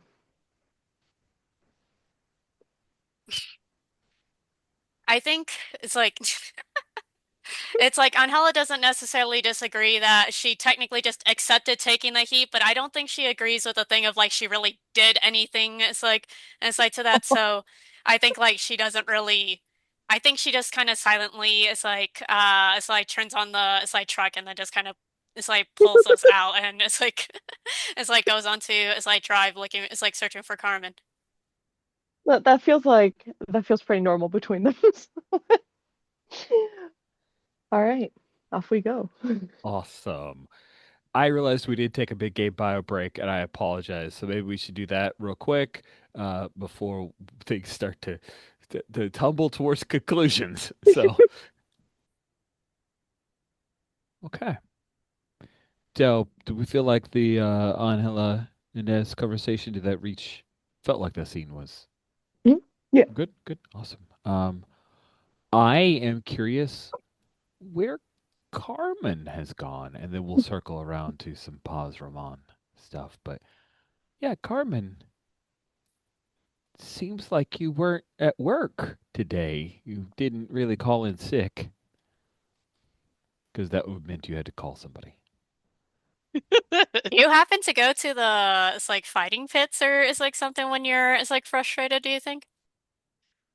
I think it's a thing of like Carmen was thinking, you know, what better way to kind of blow off steam than to, try to actually make Paz's scam not a scam. And what better way than to try and piss off Gabrielle? Because right now they're really angry and they're trying to actually, have an archangel fight happen here. Um, How? well, their thought was along the lines of, you know, uh, I gave the hammer and the nails back. Yeah, sure. Um, but you know, I still want those back. And what better way than also to kind of egg Gabrielle to really want to hurt me in some shape or form. So right now, I think they're kind of going off of the thing of what would piss an angel off the most, and that I'm kind of curious. What do we think would piss an archangel off to the point that they would really want to hurt me? I would just point out that, Carmen, you didn't give it all the nails, you just give back some of the nails. That is true.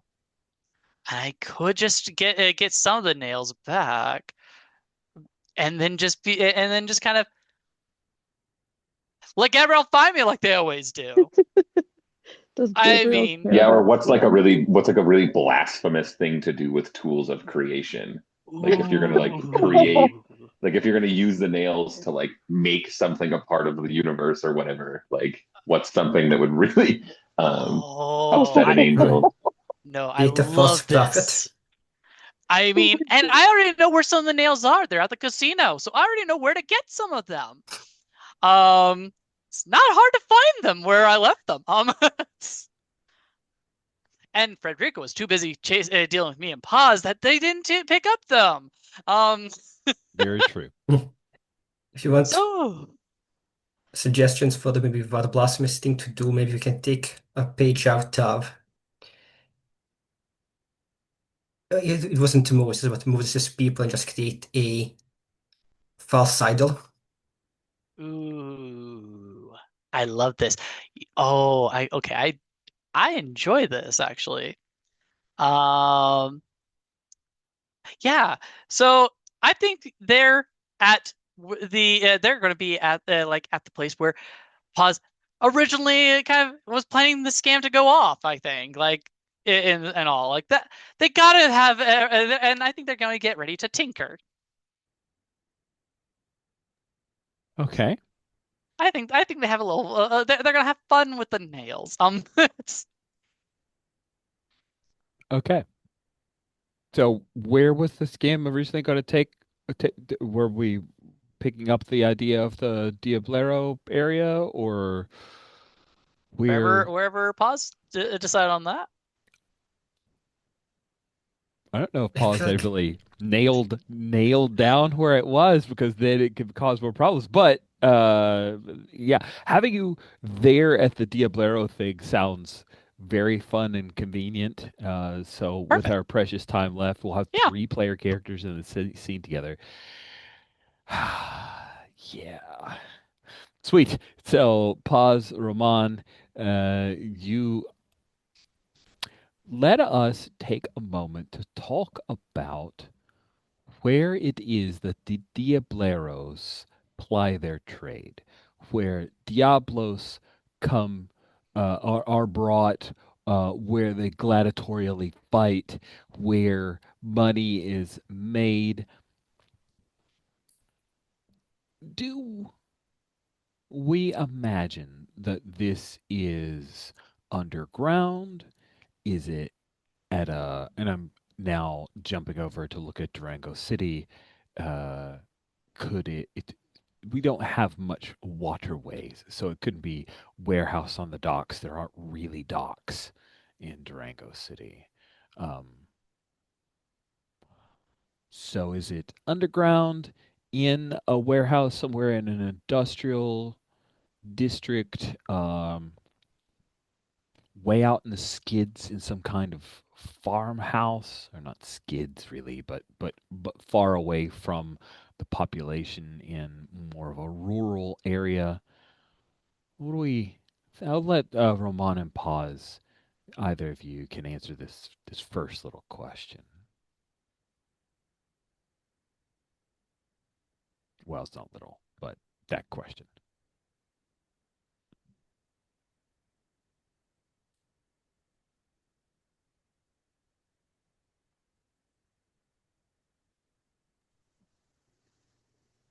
I mean, underground is always great to me, right? Like that feeling is always good. Uh, no. Yeah. I was also thinking like perhaps underground because angels they have wings they are meant for the sky, and if they're underground you put them further away from where they're supposed to be. Yeah, I like that. Cool. The next question I have, I'll throw out to Carmen Angela or Inez, whichever of you feel the most excited about answering this. Is are the Diablo matches something like you've got to be there, or do they have some kind of like black market streaming thing going on? Like how dark web tech is this, or not at all? Because that is super dangerous.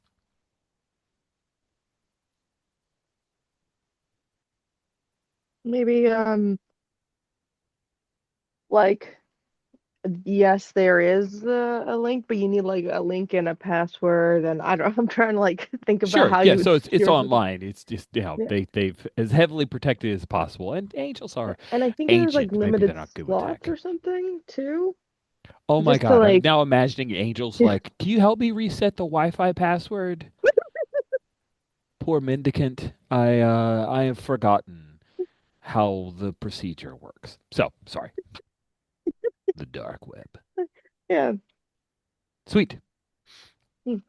Yeah. So strung together closed caption TV type thing where they stream it on uh, some kind of pops up every time they change the URLs. You really got to know, and Mhm. side betting going on. And Carmen, that sounds like a thing worthy of tinkering. They set it up. I didn't. It's not my fault. So you are here, and there's a big match. Um, People are pretty excited. This has been hastily thrown together, but as you come in, there's a crowd gathering. I'm Tell me if this is over the top, but I'm imagining like a Thunderdome kind of lattice work of big cage that looks like a half globe, and maybe as we start off, there are a couple of Diablos who are fighting each other, and people are switching. Like they're taking bets, but there is a betting window. Other people have their phones out, little lights lighting up their faces in this dim, smoky area.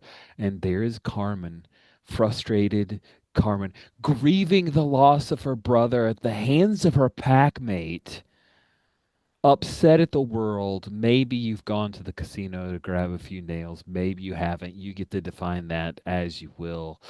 It is a late morning when you are there. What do we see Carmen doing as the scene opens up? Well, they are getting ready to do what is going to be their most masterpiece of creation. Uh, and by that, it'll be something that an angel will absolutely hate, and that's all that she cares about. It's not going to be as like intricate as a stove, that cooks angels or anything, but it's the thought that counts sometimes. And I think they have with them in their hand their little cursed jade mask that they've been kind of waiting to kind of they've had it for a while and everything. They're like, okay, you know what? Today might be the day I finally use this cursed mask of mine here, uh, for whatever that cursed mask is about. I don't know. It's but yeah, I think they're holding their tools and kind of just kind of kind of just kind of doing the little thing where they kind of like move the the holy kind of like nails around in their fingers and everything, like almost like a pen kind of thing. Oh, nice. Excellent. So there you are with your grand scheme cooking. Paz and Roman, how is it the two of you arrive into this scene?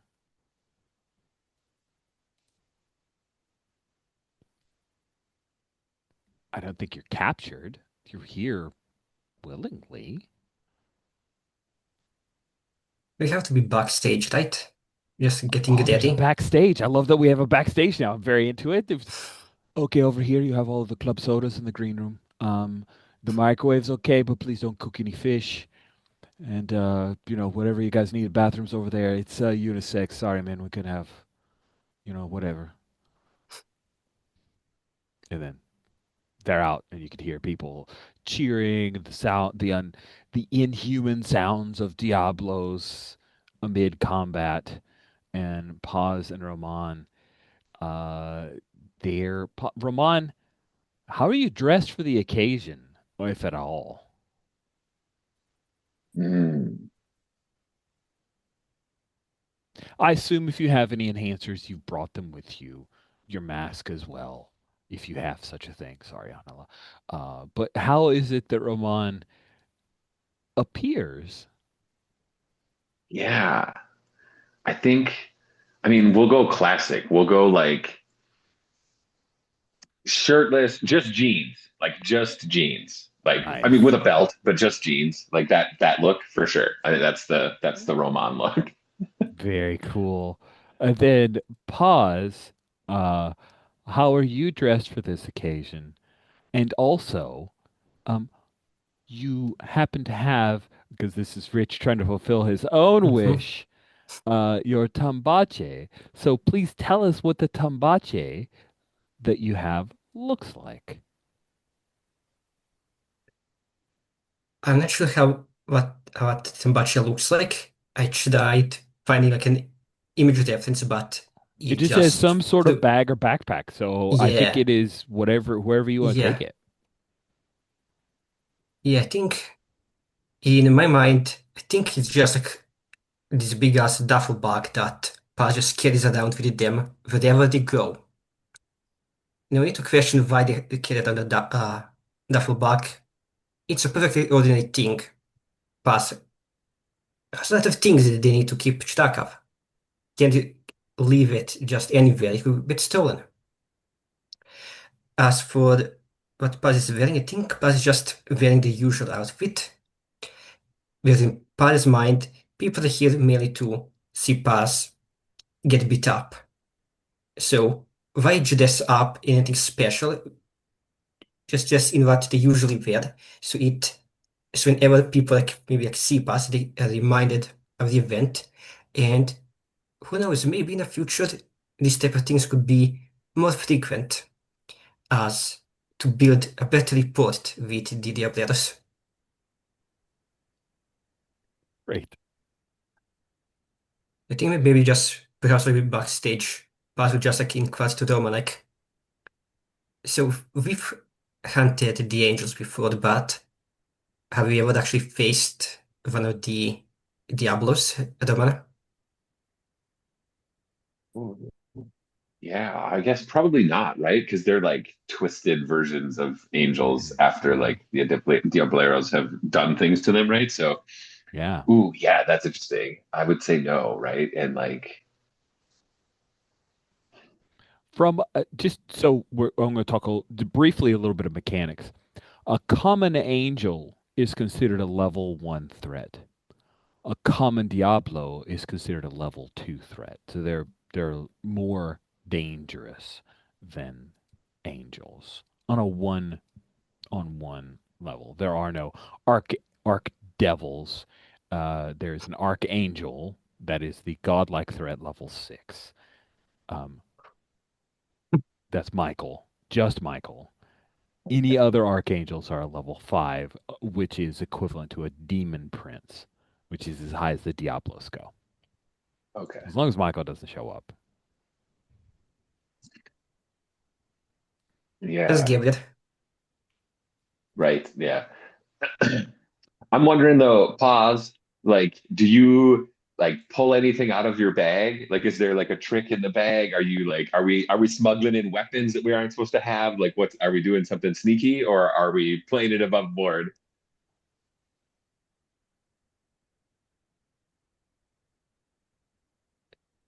I was waiting for us to actually like, step into the ring before the boss like takes out the Perfect. Yeah, yeah, that tambacha. works. Cool. Yeah, yeah, yeah. No worries. Awesome. Yeah, yeah. Sweet. Is there anything you wanted pause to do in this moment before you guys are led into the Thunderdome? I think the only thing boss would do was maybe to like have just like one final chat with Diego to see, okay, how are the bets going? So Paz knows how much damage to take. Paz is very much rigging the bets. Awesome. That is fantastic. Let's see. Is there a I'm just gonna glance and see if we got a move that we can engage there. Otherwise, we'll just. I Ooh, feel you're like trying to hit up your Connect Day for info or resources, maybe? Um, yeah. I It's a twist on the sure. move, but at least we get to something to resolve this. So roll with Barrio. You know, like the first time I get to use my plus two for the whole That's game. right. Nice. I made Paz Excellent. be a social build and hasn't I been doing much know. social things. So Let's see. I Oh, should that's have an I eight. should have called for more rolls for you to convince people of your dirty, dirty lies. Right, I got an eight. So on a hit, if they are available, I can get what you need at a fair price. Yeah. You're looking for info or resources, and I think you are able to get a login, get in, and find that there's a parlay bet for we're just going to use the die roller to roll not d6s. Um, uh, so six. Oh, I love the little icon it's assigned me on the die roller. That is hilarious. I'm not sure if that's a mask or if that's just crying. Doesn't matter. Uh, six. There's a parlay bet on you taking six injuries, and it is the odds are not balanced. If you take that bet and take six injuries and survive, then you could. I'm going to tie this back into mechanics. Uh, you could make three profit for if you look at the taco truck. Uh, three profit, six injuries. Mm. I'm gonna All type right, that in the chat so I don't forget. all right. But we'll see what they can do. This definitely sounds like a good plan that won't backfire, especially as it's just Diablos. There's nothing else is gonna come in and just train down and predate. Surely not.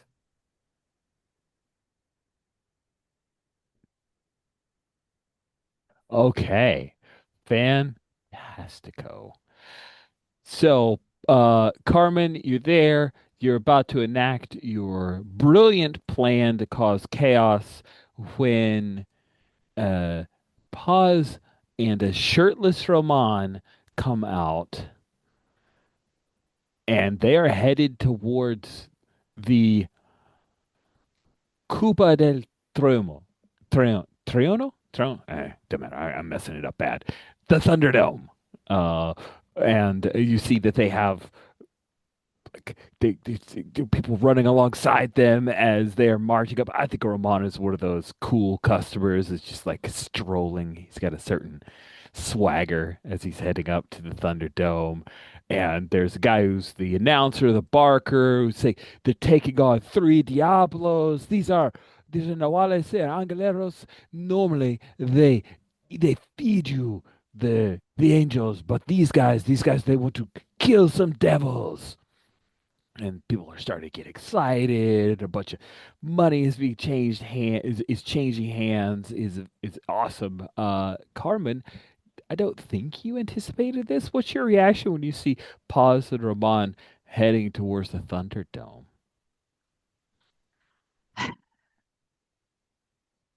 They have nothing against Paz. They don't know if Ramon knows what's going on, so they don't know if they have anything against Ramon or not. But this is just like the thing of like, oh, this is not anything of what they expected whatsoever. Because Paz is never a part of their own scams.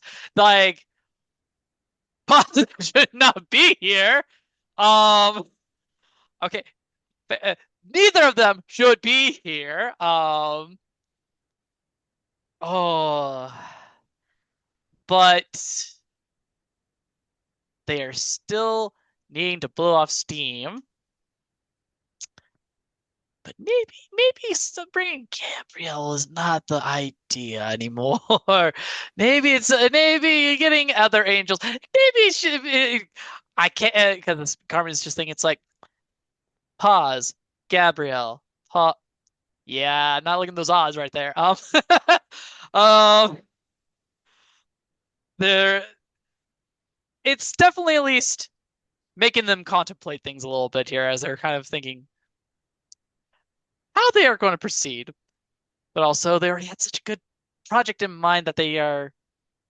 No, I think they're too obsessed to not drop it to drop it. I think they're going to still do it. Their obsession. It's Fair enough. Awesome.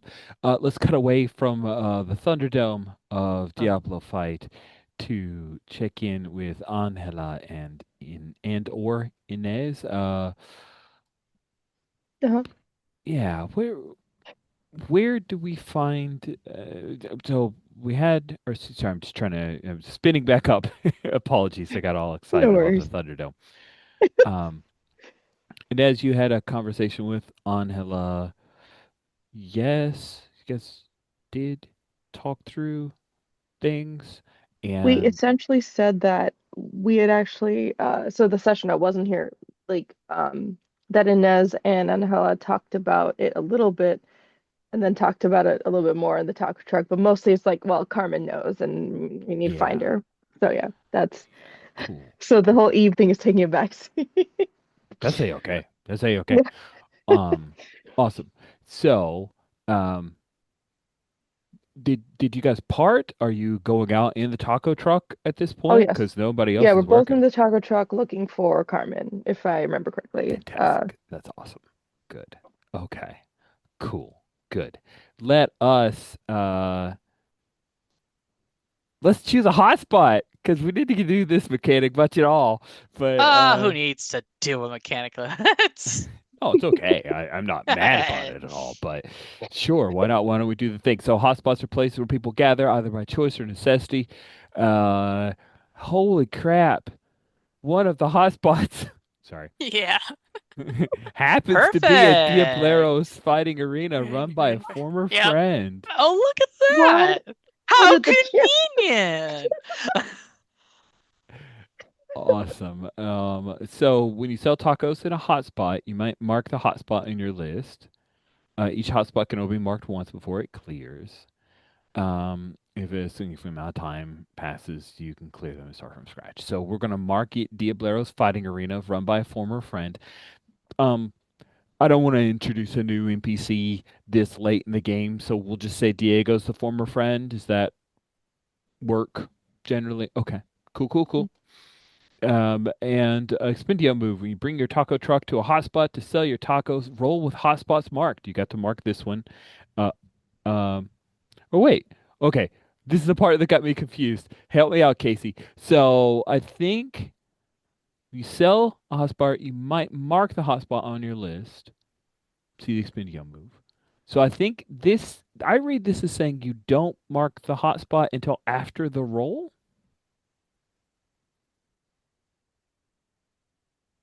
because it says then you roll, then mark the hotspot. That sounds right then, based on wording. Yeah, That would that's, make sense. and we marked one for free, although I hate the phrase for free because free means absolute value and for indicates a value. So it would be for nothing or free of charge. Sorry. That's one of my stupid things. that I get crazy about. So I'm gonna fix that. Um, gonna just edit that a little bit. But that means that we do not mark Diablero's fighting arena. You will be rolling 2d6 plus 1. Who would like Um, to roll it? I can do it since I already have it up. That is an 8. An 8. Excellent. On a 7 to 9, you choose two options. I don't know why I had bolded the hotspots local trouble. I think that's for the last time you guys rolled it. The barrio connection of a character comes trailing trouble of their own. This hotspot's local troubles come bearing down on you. One of your changarro's problemas comes to bear. Mark restock. It's like, do you want to pick one and I'll pick the other, I guess. Okay, hang on. I pull that up. This is under hotspot, right? It is. If you click on my little icon in the upper right-hand corner of the thing, you'll jump straight to the Expendio move. Thank you. You're Okay. welcome. Okay. I mean, doesn't it feel like the hotspot's local troubles are coming to bear down on us, That sounds given fair. that our people are involved in it? Yeah, we're just using the rules to say what's already happening in fiction. I love it. Angela, what do you choose? Uh, I can go with the barrio connection of a character comes trailing trouble of their own if we want to make things even more chaotic and Rodrigo's men decide to get involved. Who knows? Thank Uh, you. It's a Now I have party. justification for the thing I was itching to do. We're just gonna have a party Yay! here. That's what's gonna happen. It's just gonna be a one giant party. Awesome. Damn, So, I should have brought Eve. She would have loved it. Angela, Inez, I imagine I like the idea of you guys have a connection here. Diego has set it up. You actually come down into the like underground parking area, pull the taco truck, Tacos Gabriel in, and there are people coming up, and one of them, this is my like cameo moment. Armando Paredes de Castillo. He gets a couple of the tacos and he takes a big bite and he's like, I'm surprised you guys are here, man, when the rest of your pack is out there about to fight the Diablos. Uh, is that is that where they are? And I just look at Angela like I am not I keeping this think straight. Angela saying with a very almost dry wit sort of thing of just like, yes, business as usual in a very sort of voice where it's like, I came here in full anticipation that one of them was going to be here, and and I don't know whether to be disappointed at the fact that I was right. Roman and Paz, the two of you've entered. The Barker, I don't think Diego's the like Barker, the MC of this. Hmm. He does ask, do you guys have anything to say to the Diablos? This is Rich giving you a moment to do some silly World Wide Wrestling list, and you don't. You could be a cool customer who does it, or you could absolutely talk some trash against the Devils as they're being led in with these weird angelic chains around their necks. And they're these like boiled red lobster looking Diablos. One claw did like a weird clawed hands on like a like a lobster claw one, and what they had these wicked little cherub like wings. Surely they can't fly, and they're coming in. They're angry yellow eyes staring at you, their next meal. Uh, so the microphone is shoved in your face to see if you want to contribute to the excitement, the din of the crowd. I think from Roman, you just get like a growl. Nice, nice. It's like shirtless, it got the dog mask on, right? Oh, hot. So good, so good. Pause. What about you? The guy shoves the mic in your face. I am just curious. I imagine that when the man just like walked into the thing, he got a lot of applauses. Dus dit pass get applause, so dit pass get booze. Boo! Boo! People were throwing stuff, there's a bunch of churro wrappers and stuff. Yeah. Boo! So I think Pennies. open. Pennies. Great. I think like as Paz was back into like getting like as they were like booing. I think Paz was just like walking to the window, but he just like showing like two both middle fingers to the crowd.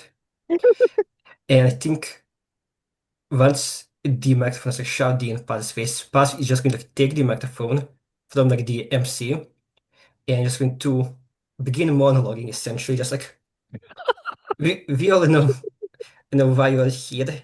You're all here to see me fail miserably, but guess what, fuckers? I'm not going to fail miserably. I'm going to win this fight. And the next time you get duped into one of my cards, because let's be honest, you will. You're not the brightest tools in the shed. None of you. You're going to think back this moment and you're going to have to accept it. I love that he's talking trash to all the Diableros and the fans. Oh, they're like, oh, boo, boo. Yeah, Bas will shove the microphone back to the MC and will just go to the man. Nice, nice. That should jam up the crowd. Oh, That should get there, in some yeah. more bets, You've riled the crowd at this point. You talk trash. You got cheap heat. It's great. And looking at time, we Mhm. are, of course, not able to do this entire fight. So Oh. we will go with just I don't know. No mechanics. No mechanics ratios. 3 minutes until the scheduled time to end. I'm much more interested in the characters than the dice. So, this is a fight against three Diablos that would effectively have been a level 3 threat for the two of you to face. Because you are only two and not three, you cannot technically, by the rules, fight as a pack. It would be a very vicious combat for the two of you. I know you both would summon your Nahual, and maybe you would want to unleash it. Unleashing your Nahual allows you to like go up a level and give you unlock a good number of powers. So, with all of that in mind, I am handing narration to you. This can be as brutal of a fight or as surprisingly quick and clean fight as you so wish. So give us just an idea of what the fight was like for each of you. Not looking to kill your characters, but it is the last session, so if that's where you choose to take it, that is where you completely choose to take Holy it. sh- So, Maybe just yeah, before the fight begins, I think if you were doing mechanics, it probably would be that Paz would use the botch skill and get something out of the bag. yes, Probably some sort of weapon. Casey, do you have any thoughts about like maybe what weapon would be best suited for passing the demand situation? Ooh. Um. Hmm.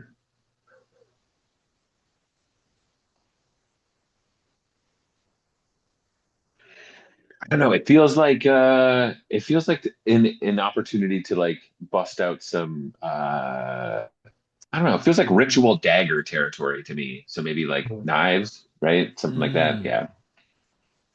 The move that says the item can be doesn't matter how expensive or specialized the item would be. So yeah. yeah, I can No really like matter see how us. expensive or specialized, mark a box and Sweet. roll with Manya, and then the Manya would tell you if it's malfunctioning or unstable, or if you Perfect. have to be more exhausted from it. Yeah. Cool.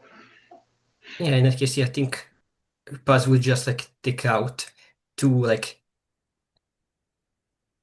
at least these ancient intrinsic daggers. But you just like take throw one of it to the man, brandish the other. for Ooh. themselves.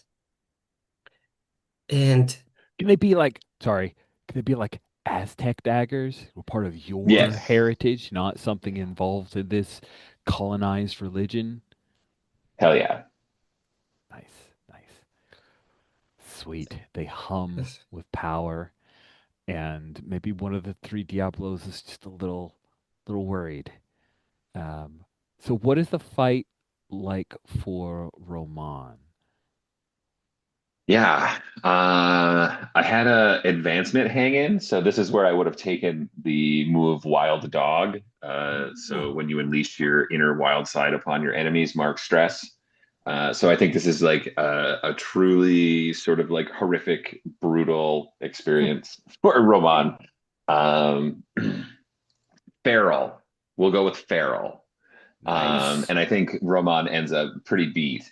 Um, like I was thinking maybe Roman has cheated the odds and said that and placed a large bet on pause coming out unscathed and then using all of my playbook moves in the fight to take the damage and stress.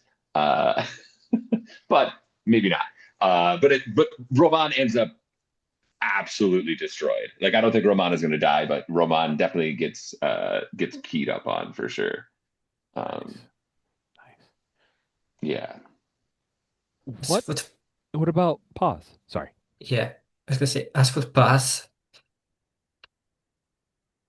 I don't think pass would use the play dead move like I told during the fight because that makes for a pretty boring spectacle, won't drive up Easy sales way to get the lots of users. injuries. Potentially, but I think pass would not play their pass would try and fight. I feel like they would be like mechanically speaking for the skills, but possibly would have used lucky like upon a few times where it looked like oh that would be like a nasty wound to essentially just I guess dodge and by like deluxe hand it would go another mana assist the at one in the fight. Yeah, but I think Paz would try and fight. Paz is not much of a fighter, so I think Paz does get good hits in. I think it's mostly the man that is doing the brunt of the heavy lifting, but I do think Paz really inevitably will take a couple of injuries, will take a couple of swings at them. Some I think planned, some being like, oh, I need to get six injuries, so I'm just gonna like pretend to like stumble something to get first a hit, and other times it was pure accident, just like, oh no, I should dodge this and just oh, I'm not as quick as the Diablos. Oh, that's awesome. I'm imagining there's like flashes of moments of pause counting as he's getting beaten. Uh, Cinco. Sweet. And then we will, I think you guys are victorious, right? It's a hard fought victory. Those Diablos cleaned your clocks. Pa's got six injuries. Probably needs medical attention. Oh, Roman has survived, and we now will open it up to epilogues. So, epilogues doesn't exist in Nahual. We're now in Rich likes to let people put their characters to bed rather than just suddenly going, time's up. Speaking of which, time is up. So if anyone needs to go, feel free. So, in an epilogue, what I ask of you is to be cognizant of other people's epilogues and try not to counteract them. If someone says got it. so and so is dead, they're dead. If Okay. someone says grow a beard, don't make them clean shaven unless you make time pass or something like that. Uh, but you can say it could be oh well, just my adventures continue kind of epilogue. It can be a 5 years later kind of epilogue. It can be way off in the future if that's what interests you. This is your opportunity to. We've told a rousing story of four awesome sessions about this great Nahual pack. And one of the things about miniseries that I always find like bothersome is, man, I'd like to play more. Well, epilogue helps you find a way to find an end point for that character's story. It, Mhm. it may not be an end point in your mind, like you don't want to end it. That's perfectly acceptable too. So, with all of that, I now hand it to you. Who is interested in leading us off with an epilogue for their character? Yeah. Um, I had an idea. Kind of came up while you were talking about like how you Yeah. kind of do epilogues. But so um I think in seeing that kind of that it seems that Carmen has a good place with Roman and Paz, and I think that Inez would feel like there's no good way to deal with Rodrigo. So, and there's not a lot keeping her here aside from her pack. But she thinks that they would understand, so she would have probably like thank Angela for everything, and then like talk to Roman a little bit about that she's leaving, and then maybe like take Eve and just leave to start like kind of a new life somewhere else altogether. Like I think I don't know. I just like the idea of her being of her realizing she loves Eve and then off they go to start a new life. I know that's very like romantic and kind of It's fluffy awesome. and silly, but yeah. It's great. I've Yeah. been leaning hard into that. So yeah, Okay, good. it's good. It's great. I I do think though that she does not make very good quesadillas. So No, no, I was thinking that it will be Inez who's doing most of the cooking. awesome. That's great. Rodrigo's foiled. He stole his daughter away. Enmity forever against your Oh, pack. But that's okay. Who else has an epilogue for Yeah, their I can character? go next. I think uh, having watched the little show that happened with Paz and Roman and everything, and realizing very much how beat up they are, they're like, okay, new plan for me that they kind of did, which is instead they made a little they went up to the top of the Thunderdome that and everything and made a little a statue that was going to get just a few bits of angels in the nearby area to come to them because they need to blow off some steam. And the statue though they equip with the and I cannot pronounce the name of this weapon, but several bits of this particular ornate sword kind of weapon, this thing here. If anyone who knows how to pronounce that, great on you. Um, but they equipped this statue with like several arms wielding these things, and it's just chiming a hymn of blasphemy, just waiting for any angels to come by, and then just gonna watch as and see how many angels it can take before just kind of gunning it out of there, being amused with whatever happens, kind of thing. And then just finally having blown off that steam, they just kind of go back to their junkyard and everything, and just continue and just decide, you know what? As much as I'm mad about the Raoul thing, I still need a living. I still have at least as much as things are going with the family and everything, they are still unfortunately my other part of my family, even if I don't sometimes some of them I don't necessarily agree with, but I don't. But Carmen's like I don't really have much elsewhere to go, so they kind of decide to kind of bury the hatchet in their own mind and just kind of continue tinkering and focusing on what they should have been doing, which is, this taco truck really could use a few bit of, you know, maybe a little rocket here on this side, maybe some jet fuel over here, oh, and maybe what if we put like I don't know, like a little turret at the top, that'd make life easier for defending the thing. So they just get lost in their projects, just making sure to kind of just not dwell on things. It's the past is the past at this point. oh. Awesome. So Roman Angela Paz. Who else would like to throw out an epilogue?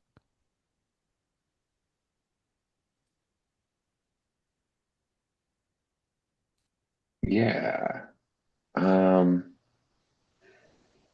I think we see. Yeah, yeah. I think we see Roman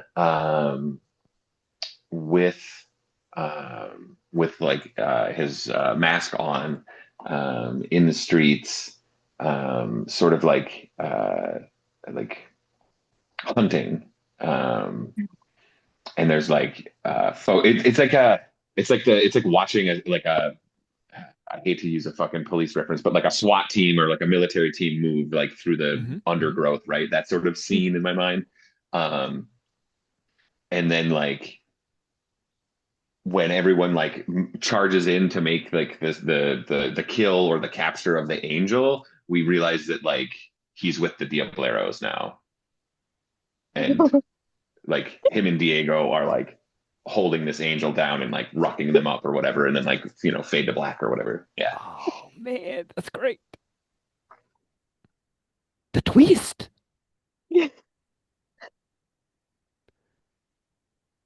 Paz or Angela, who would like to do the next epilogue? I think this will be like sometimes in the future, given how Ines basically jumped out of town and the man decided to join up with the Abreros. I think Paz like would have stayed with the Dark Track, and I think Paz actually would have taken in a protege under their wing. Oh, A imagining like a also like a young god now that has realized that power and somehow Paz discovered them and brought them in under their wing, so to say, to work at the taco shop and teach them all the ways of the Angrero trade, how to handle the angels, how to butcher them, how to sell them. Obviously, Paz is still up to those old colonialist schemes, and I think they definitely try and get the protege into it as well. Now, whether or not they really go in with Paz's schemes or not remains to be seen.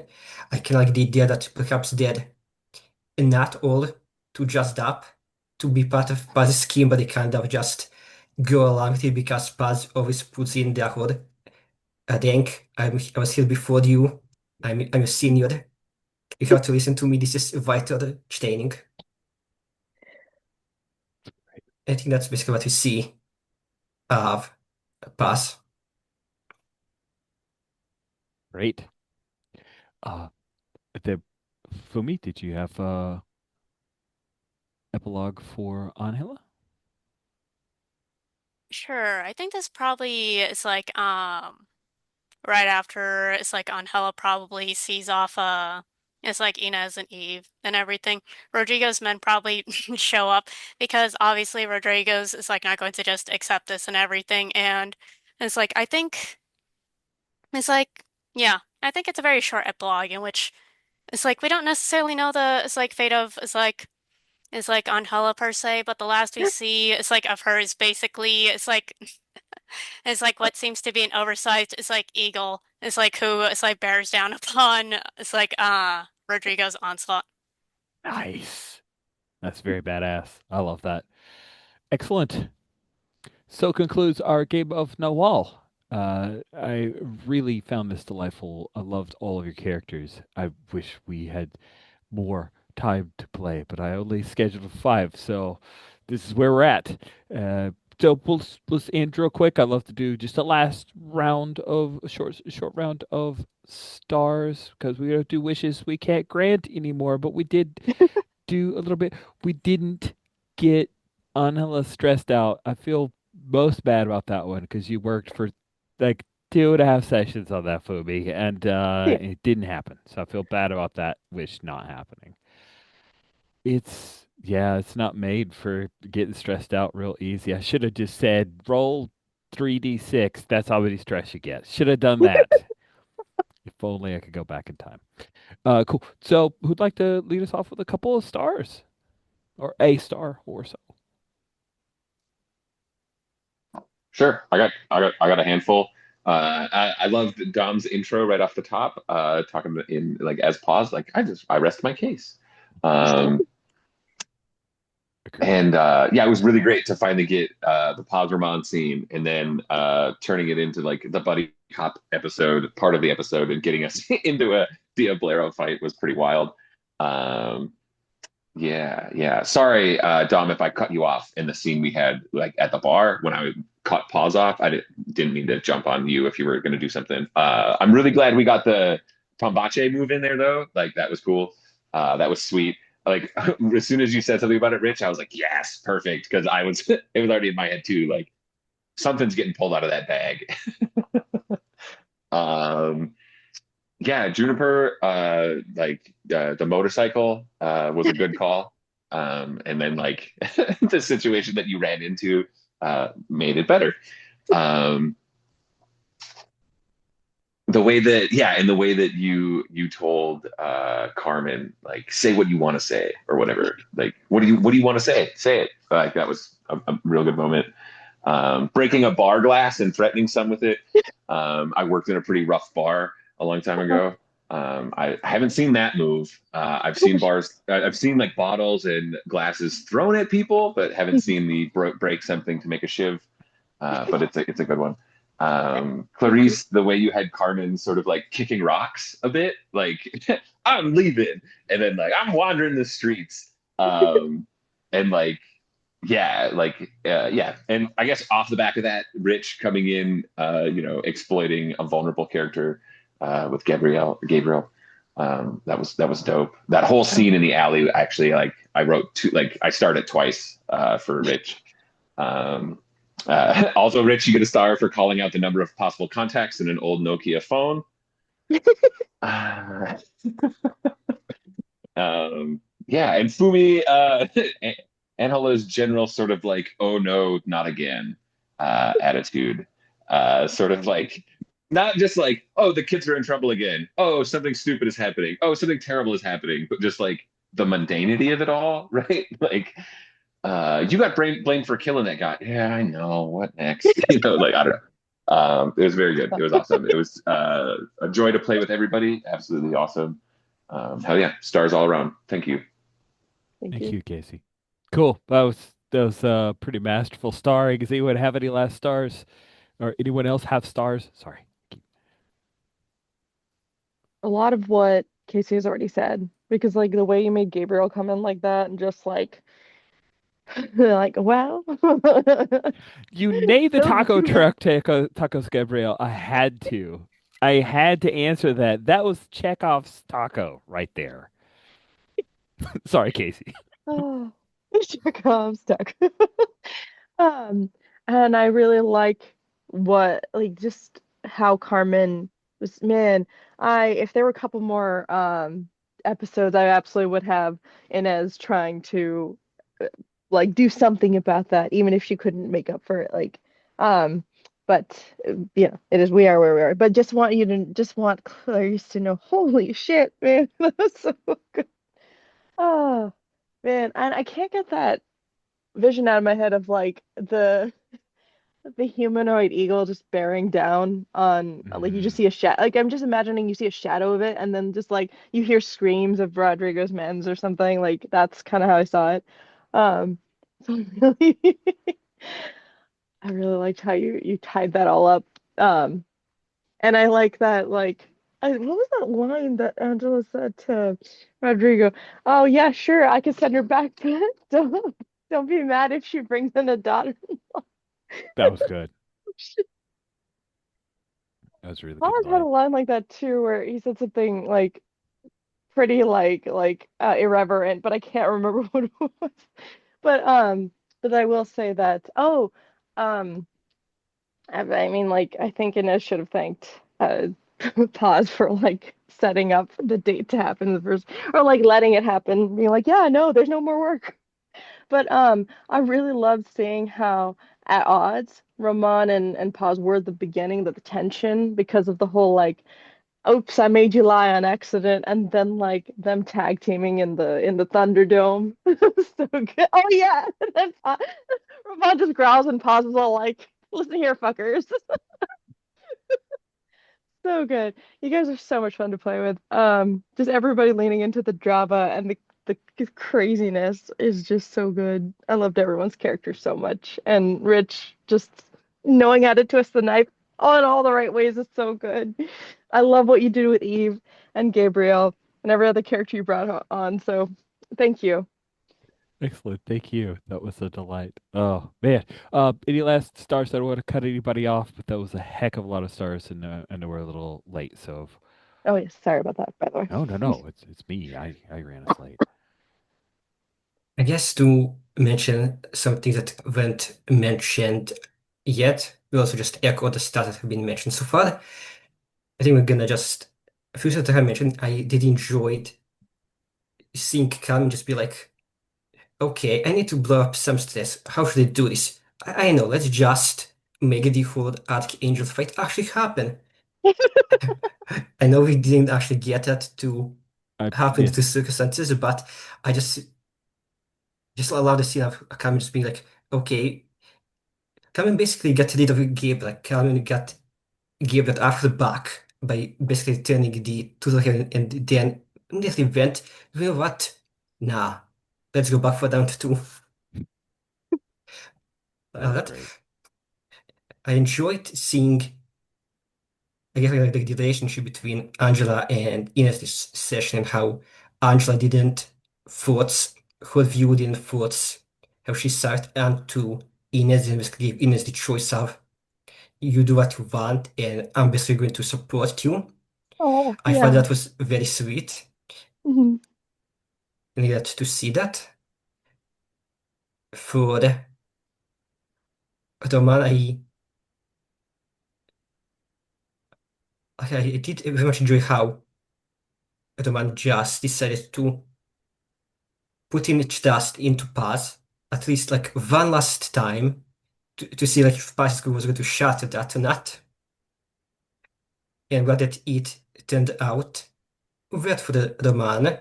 The man got something out of it, got his foot into the other scene,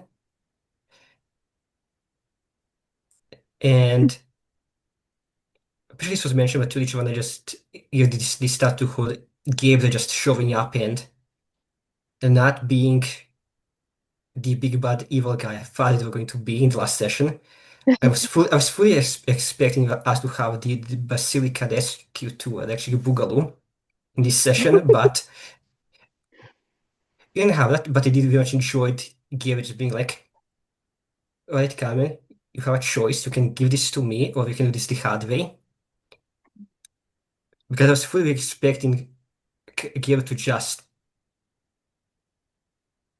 I guess kidnap would be the right word, but fully just like, yeah, I guess kidnap Carmen. It didn't happen. And I thought that made for like a pretty like big moment where if we had more sessions, it very much could have been like the whole, hey, would Carmen actually take up Gabriel under the offer of potential redemption or not? Ooh. But it is what it is where we are, unfortunately. That would be my stats. So I can go quick with my stars. First of all, stars to Juniper in general for the our little confrontation moment. And just having Inez take it, because Carmen was not going to have it any other way anyway. To say the least. And also stars for just being the thing of the little small detail, but and all, but the thing of like I can't take you to the junkyard. That's where Carmen is. So I'll take you to my flat, and then make yourself at home. Oh, and all that stuff. Like it was just a little. I loved Inez's like. I could still feel their distress over just having to handle any of that all at once. From, oh, I'm now running off with and eloping. Oh, to now this and oh gosh, everything's happening in one singular day for Inez. It was great seeing just Inez in general handling Yeah. Inez's no good, terrible day in a way. It's um uh also stars for I loved in general pauses just handling of like admitting to their issue with the Diableros, and then Roman and Paz going and doing this battle royale thing in the Thunderdome to make up for Paz's mistake. And yeah, almost gonna have to do Star for just that little like egging the audience on thing with Paz, like, which was just so good. And also just Star for Roman just showing once again this like thing of like understand their pack, but also still trying to make sure that to keep things in line. But like there was so much more understanding to working with helping Paz get themselves out of the shithole that they put themselves in, whether they like it or not. And then Stars for I loved Anhila's thing of just being despondent and then just being like, just yeah, go ahead, just don't go too far. Not actually checking to see did Carmen go too far? Nah, who knows? And then their exasperation over everything of just from Rodrigo to hearing that Carmen just like disappeared, just being like the thing like the person who's put into a leadership position that doesn't want to be the leader, but is kind of being forced into it in a way. And then stars Rich for I just want to say like thank you so much for putting the worst possible person to show up at my brother's funeral. And also yeah, just gonna say I thought for certain, oh, Carmen's about to be pasted on the cement here and everything, but instead, no, I can just return the tools, I guess. Because I was like, oh, this is unfortunate for Carmen. Also loved just the thing of like calling it out because I was like, yeah, I gave the hammer, but I didn't give the nails, and you noticed, and I was like, darn it. That was clever. I enjoyed that. I'm glad that you liked that. That's good. And that's it for Awesome. me. Thank you. So we make space for you. Did you want to? Oh yeah, sure. Mostly just echoing everyone's sentiments, and I guess an additional star to it's like Roman's casual line of if you tell the truth, you don't need to. It's like keep track of what it is you say. Oh, great line. It's like yeah, it's like but yeah, pretty much everyone else already it's like mentioned. I think pretty much anything else I could say. So yeah, it's like just want to say thank you. It's like Rich for running this. Thank you everybody. This was it's like a delight. It's like and. It's like, yeah, it's like this was it's like, yeah, this was it's like fun. Loved all the it's like drama. Would have loved to see it's like more of expanded upon and everything, but at the same time, it's like also enjoyed everybody's epilogues. That Yeah. was good. That was really good. I can't believe we actually got 2 hotspots marked. I'm so proud of us. Awesome. Well, then, with that, thank you all again for playing. You're brilliant. I really enjoyed this and look forward to playing with you more. With this, we'll bring this recording to a close.